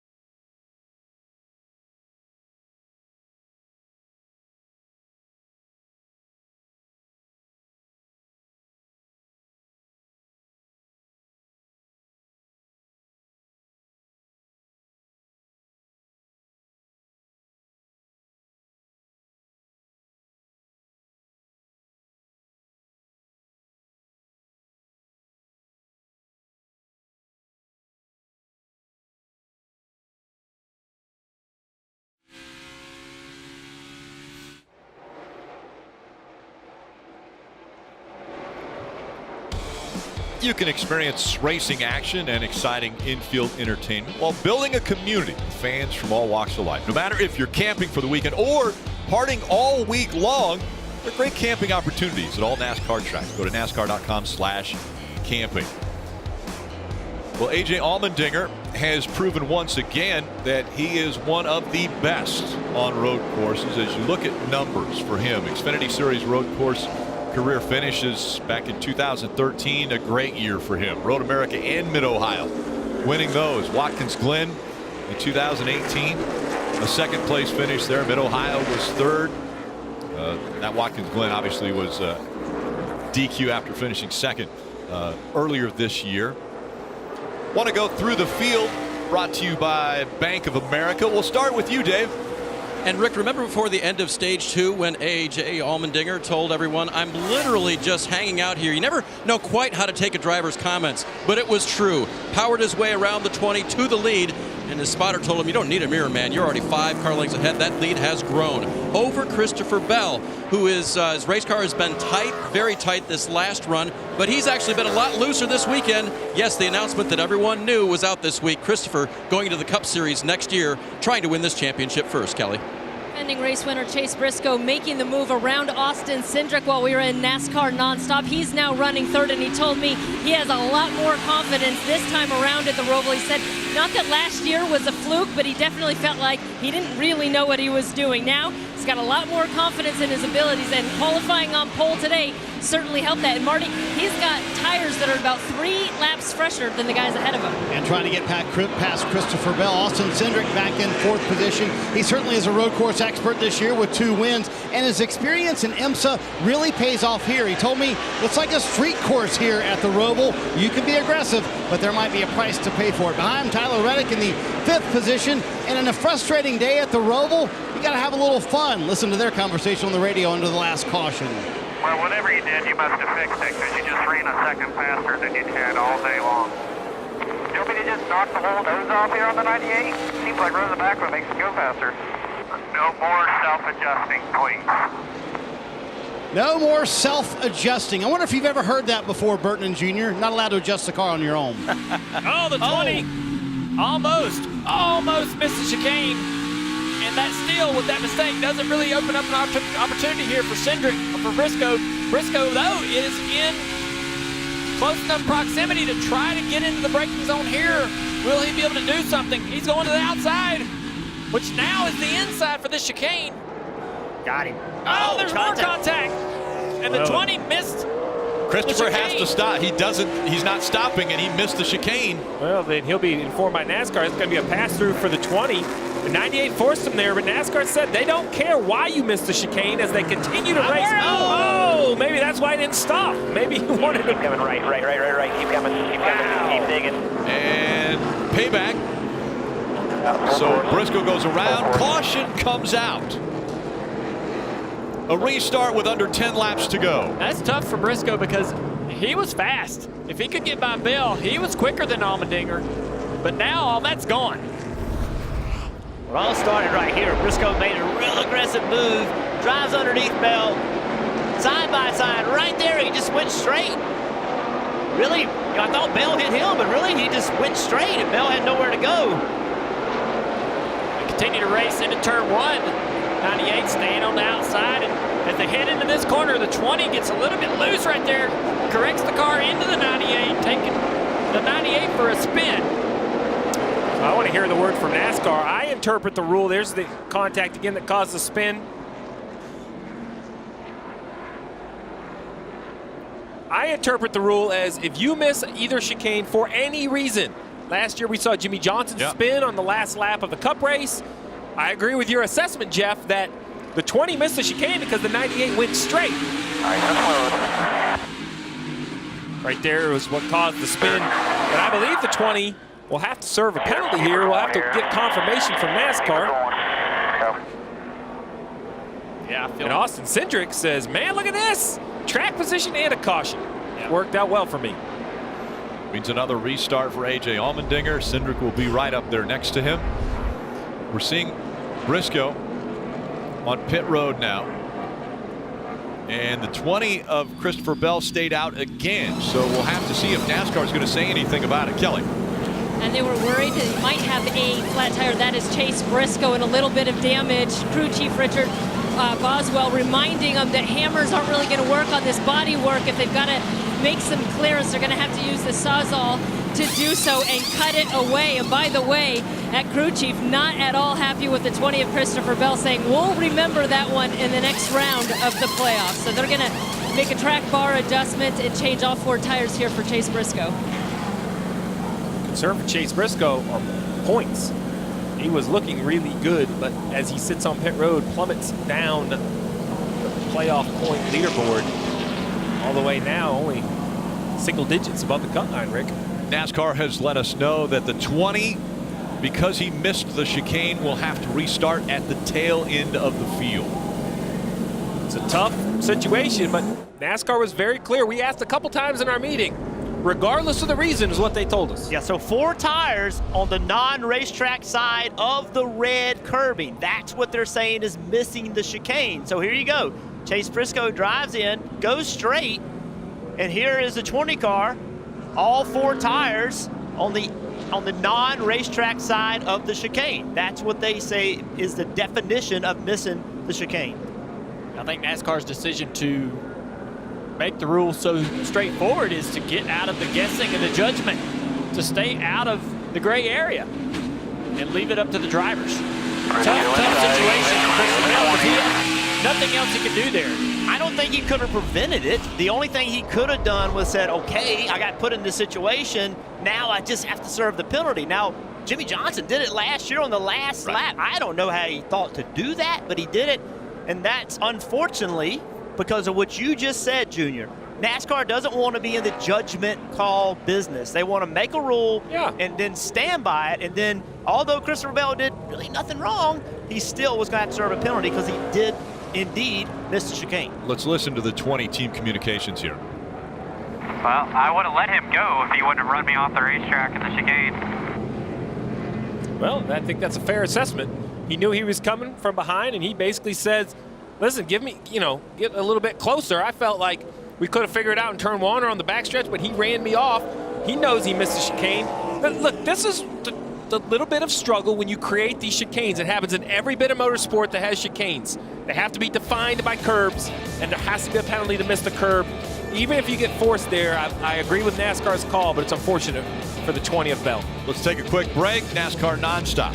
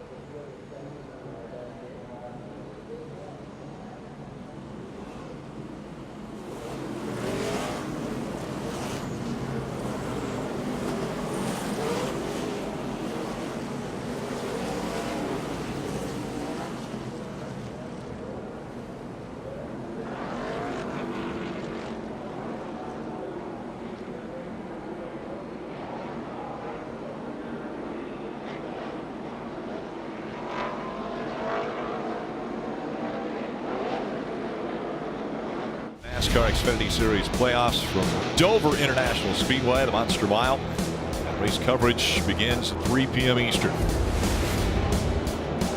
They'll try it again. 7 laps to go. Allmendinger and Cindric making up row 1. Just behind him, Tyler Reddick, Justin Allgaier. Remember how aggressive they were just 2 restarts ago. Now, once again, the 10 with a good restart. He'll surge ahead. The fight for second is on. Here comes Reddick in the 2 on the inside. We were out on this track earlier today. They're running 2 wide in places. I didn't think it was possible. Here comes Allgaier in the 7 now. He gets to the inside of the 2 of Reddick.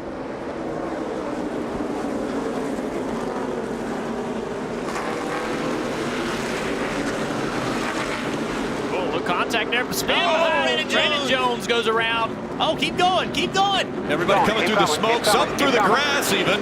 Great job by everybody. Here comes. How about Christopher Bell? He was doing some mowing, landscaping back there. Man, impressive. Look at the grass on the grill at 20 car. That right there is going to be a serious problem. He probably isn't the only one. I think he knows it. Well, look, he's trying to get a little bit off running on the back of that 01. Trying to get up there and remove some of that grass. They stay green. Allmendinger, Cindric, Reddick, Allgaier, the top 4. That's a huge lap by the 98 to get through all that. Briscoe, I mentioned the points he was losing. Well, he somehow gets through. You see the 19 go around. 08 through the grass. A lot of these guys going through the grass, and the grass coming up in the air, getting on the grill of all these guys behind. And here comes the 98. So you talked about the smoke and the grass. Here you go, on board with Briscoe. He sees smoke in the gas, through the smoke, through the grass. Cautions come out now. Right. Oh, we got a crash right here on the front straightaway. Big wreck crash. on the front stretch. The 07's hard. Ray Black Jr. Yep. Big contact for him coming out of the chicane on the front straightaway. Let's see how that started. Uh-oh. Trying to go through there side by side. Makes contact with the 36 car. Hard into the wall. Yeah, big hit.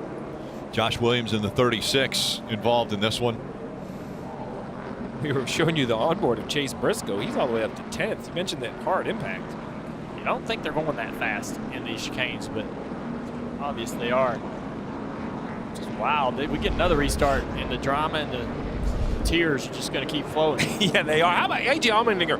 What a great restart, though. Attacked turn 1, but did a nice job making sure he got to the bottom and accelerated and was kind of clear of the mess. I like his little move that he has going into turn 1. He kind of rocks out, goes out toward the car starting on the outside. He runs you up into the loose stuff. It's a little feint. Takes the it's left. kind of like a feint in boxing or something. Yeah.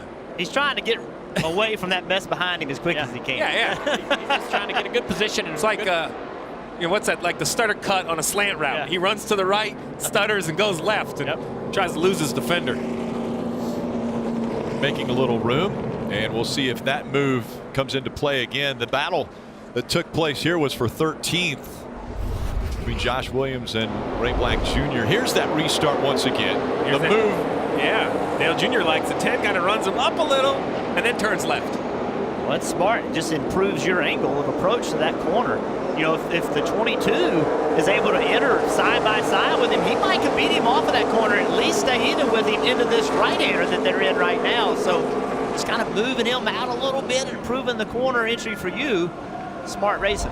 How aggressive or how much of an advantage is it for A.J. Allmendinger, because he's not in the playoffs? He's not really worried. He's here just to win this race. Everybody else is worried, hey, I can't wreck here. I mean, these are big points. I want to try to advance in the playoffs. Does that give him almost a pass to race the way he wants to race? Yeah, I think he could just come in here without any pressure. He's very good at this. Probably one of the best road course racers on the racetrack out there today. Well, let's hear what he said. Listen, I don't want to be the guy that goes out there and wrecks a playoff contender. Like, you don't want to be that person, but I'm also here to win. So, if it comes down to the end for a win, then they got way more to lose than I do. Okay, so I've learned in racing with the driver, just listen after the but. They always say, I don't want to do this, I don't really. But, and then they tell you what they really think, which is, well, but I'm here to win, so I'd hate to be that guy, but I will be if that's what it takes. Yeah, so listen, if I'm Brett Griffith, who is A.J. Allmendinger's spotter, I'm making a few laps right now, and I'm going by and I'm tapping the shoulder of the spotters around me. I'm seeing Coleman Presley, the spotter on the 22, and saying, hey, bud, my driver got nothing to lose. Right? I'm going and making my rounds and just letting everybody know that he's not going to do anything dirty, but he's racing with a completely different mindset than your driver is. So as Derek Nealon, spotter of the 2, says, well, I'm not sure what my driver's going to do, so good luck when you get down here. And I say that because I think Tyler Reddick has proven he won a championship last year racing the way he wants to race. He's in contention this year with racing the way he wants to race. I'm just saying, I was looking at the list of drivers in this top 10, and there's only one that stands out that I think is willing to take a risk against A.J. Allmendinger, and that is Tyler Reddick. I think the rest of those guys are sitting there thinking, I'm in a pretty good position points-wise. I don't think that I have the speed and ability to go up there and beat Allmendinger. I don't think Reddick is thinking that way. I think he's out here to try to make something happen, and he wants to win. He's thinking, how can I get through turn 1 to get to his bumper? What can I do different? Like, he's thinking offense the whole time. Absolutely. He's also got a little damage. You see the hood on the 2 buckled up a little bit. Dave. And checking in now with Chris Rice, who crew chiefs the 10 car there. So when your driver said he was literally hanging out earlier, I think that must have been true. He knows how to save his stuff, doesn't he? He does, and we've gave it away a couple of times, in the past, and this time it was time to go, and he used the chrome horn and he went on. But we got a long race to go, and if we could give all this back to get that 11 from having any issue, I would, as a president of a team or as a crew chief of the 10 car. So really excited about what AJ has done with our Digital Alley Elite Filter Chevrolet today and helping us be better at the road courses. I cannot thank him enough. He's made us be a lot better, and I'm very proud of him. Your fuel situation okay? Yeah, we're totally fine. He knows how to save fuel, and it was time to go. Them guys raced hard early when we pitted, and we didn't race hard. So really excited about this restart. Got a kind of a teammate behind us with Reddick, and I like that. I went down and talked to Randall Burnett. So I'm pumped about this restart. It's going to be fun for all the fans. This Roval's awesome. We agree. Interesting to think about that, Marty. Let's chat with Brian Wilson, crew chief for Austin Cindric. So Austin immediately said on the radio, we did not need that caution. Why? So I think he liked his chances being able to run him down, green flag running. Right now, we're going to have to restart on the outside. That's going to be a big challenge. I'm sure that Austin can do it if anyone can, but it's definitely going to be a big challenge. And I think he thinks that's a bigger challenge than running him down and passing him under green. AJ is not a playoff driver. Does that give Austin a little more license here to do what he'd like to do? I believe it gives him some license, but I don't know that he necessarily has to. I think we can pass him straight up, and if it doesn't work out, we're in a really good points position going into Dover. So I think we're in a good spot here.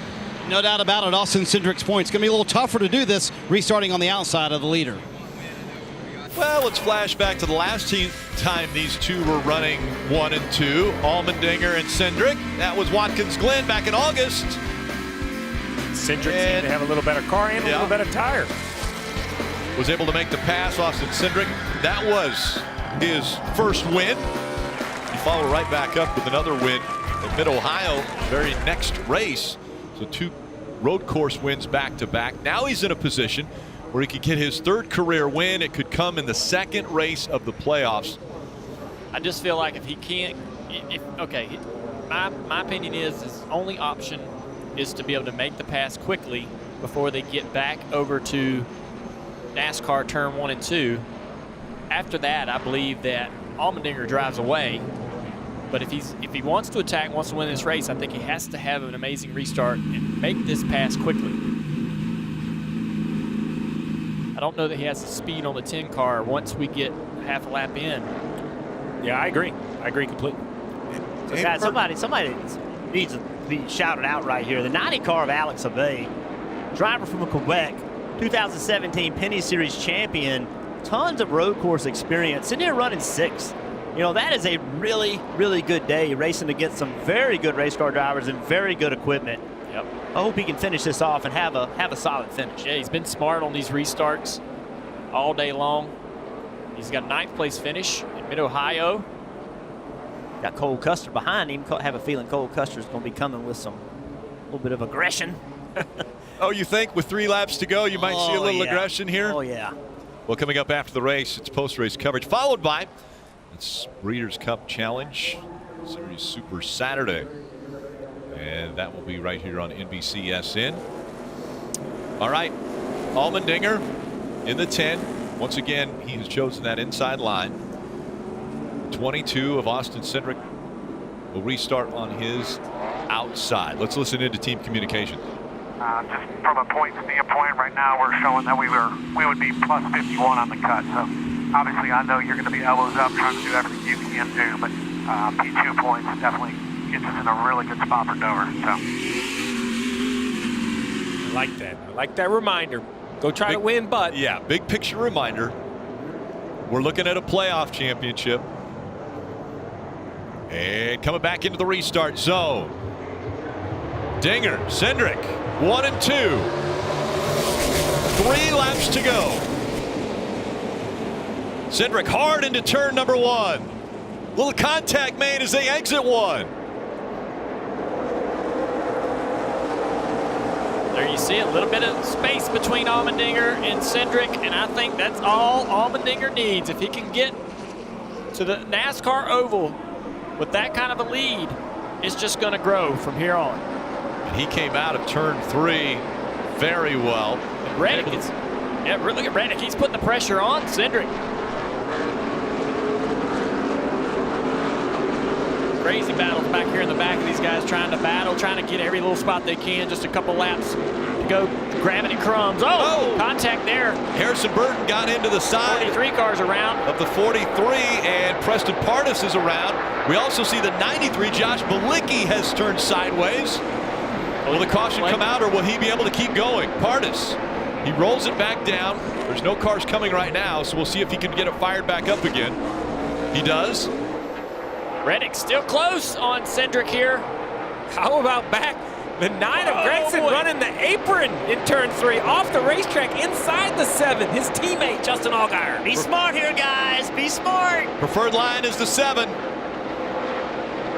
Gregson backs off. Falls in behind now. 2 laps to go. Look at Reddick up here to the inside of the 22. Tough little spot there to try to make a pass. He's going to be on the outside here. This might be a spot that Austin Cindric perhaps wants to concede. Oh, the 2 is underneath. Now coming up, Don. Oh, big spin there for Cindric as he got into the grass. Cindric struggling here a little bit. Gotta be broken. He said the truck arm is broken on the 22. He's got 2 laps to limp that home, but he thinks the rear truck arm is broken on that car, guys. The rear truck arm's broken. I don't think he would be rolling, Steve. Might be the track bar mount. It seems like the rear housing is moving a lot left to right. We'll see as he goes to this corner. If the left rear is rubbing or it comes out of the bodywork, then the track bar is broken, moving the body to the right. We've seen him use those curbs heavily all day long. Could be taking their toll on this 22 car late in this race. The big test will be here in the chicane. Will it be able to hold together for a couple trips through? He only needs to go through there one more time. Seems to be doing a good job right here. Creating a little space between him and the 7 car. Allgaier with a lot of pressure from Gregson. That's for 4th. Oh boy. Gregson all over the back bumper. Coming up on 1 lap to go. Presented by Credit One Bank.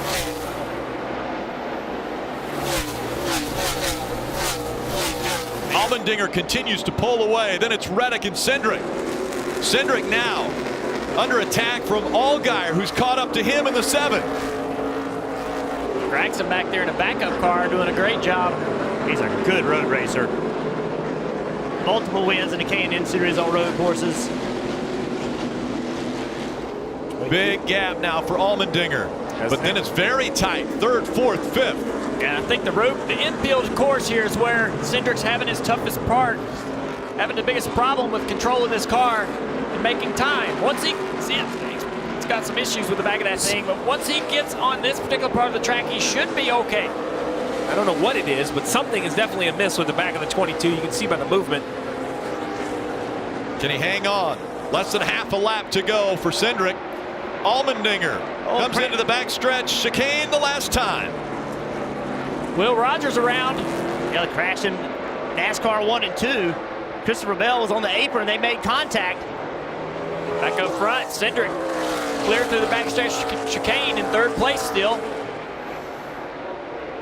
A.J. Allmendinger, the 37-year-old from California, gets through the final chicane, and he'll win at the Charlotte Roval.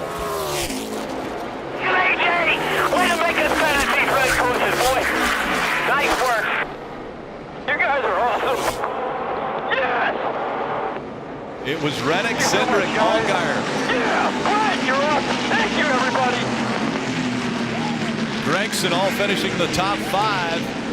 Colleague Racing. Matt Colleague, team owner, has brought in Ross Chastain. He's brought in A.J. Allmendinger. He's brought them in and said, guys, we want to win. We want wins for this organization. And he brings in a guy who has had great success on road courses. And A.J. Allmendinger is able to ring the bell. Comes to the Charlotte Roval and gets the win.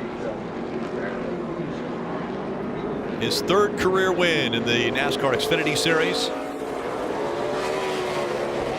car still pristine with all the damaged cars in the field. There's the owner. There's Matt. Yes, good for him, right? How much has he done to start a race team up? Major investments, put a lot of his money into this own team. Hired a lot of people. Good for him getting these wins. You look at Matt Collick, high fives all around there.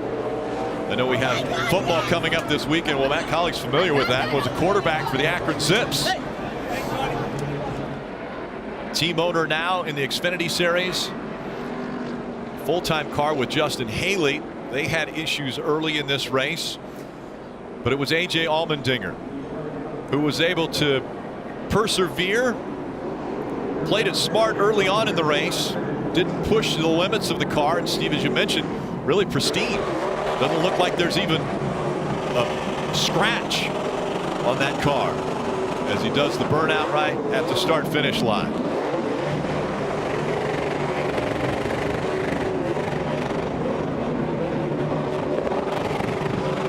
Rev limiter works in that car. Yep. Good for AJ. I mentioned in a little over a week he will be getting married.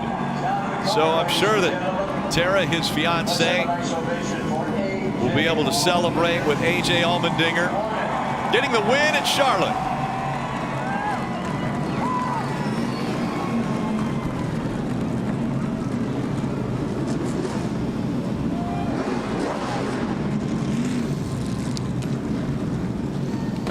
It was definitely hard fought. Look out! Oh no, another Rutledge pickup. Rut, why is it that everybody wants to pick you up? I don't know, Rick, but this guy's excited right here.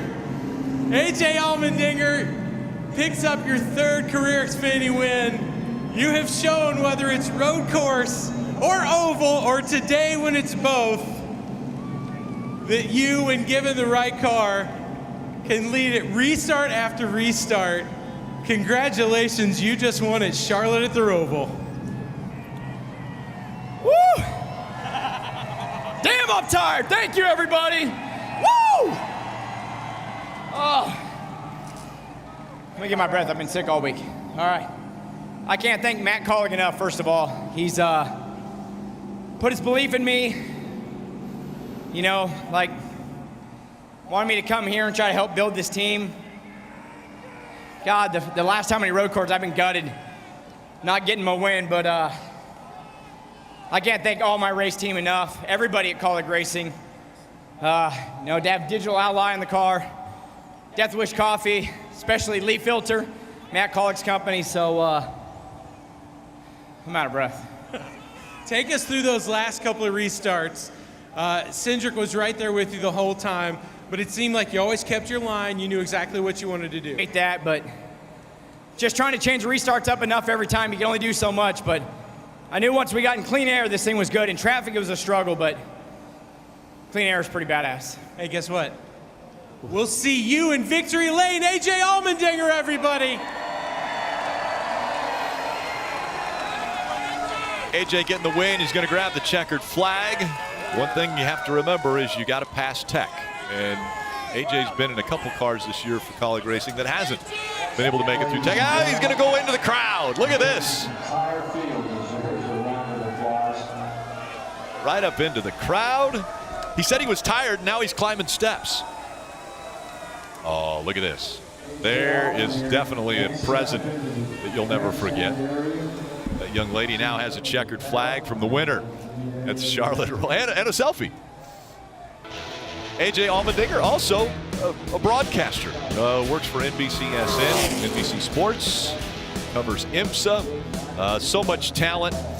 Coming up next, it's going to be post-race coverage, followed by Breeders' Cup Challenge Series Super Saturday. Celebration.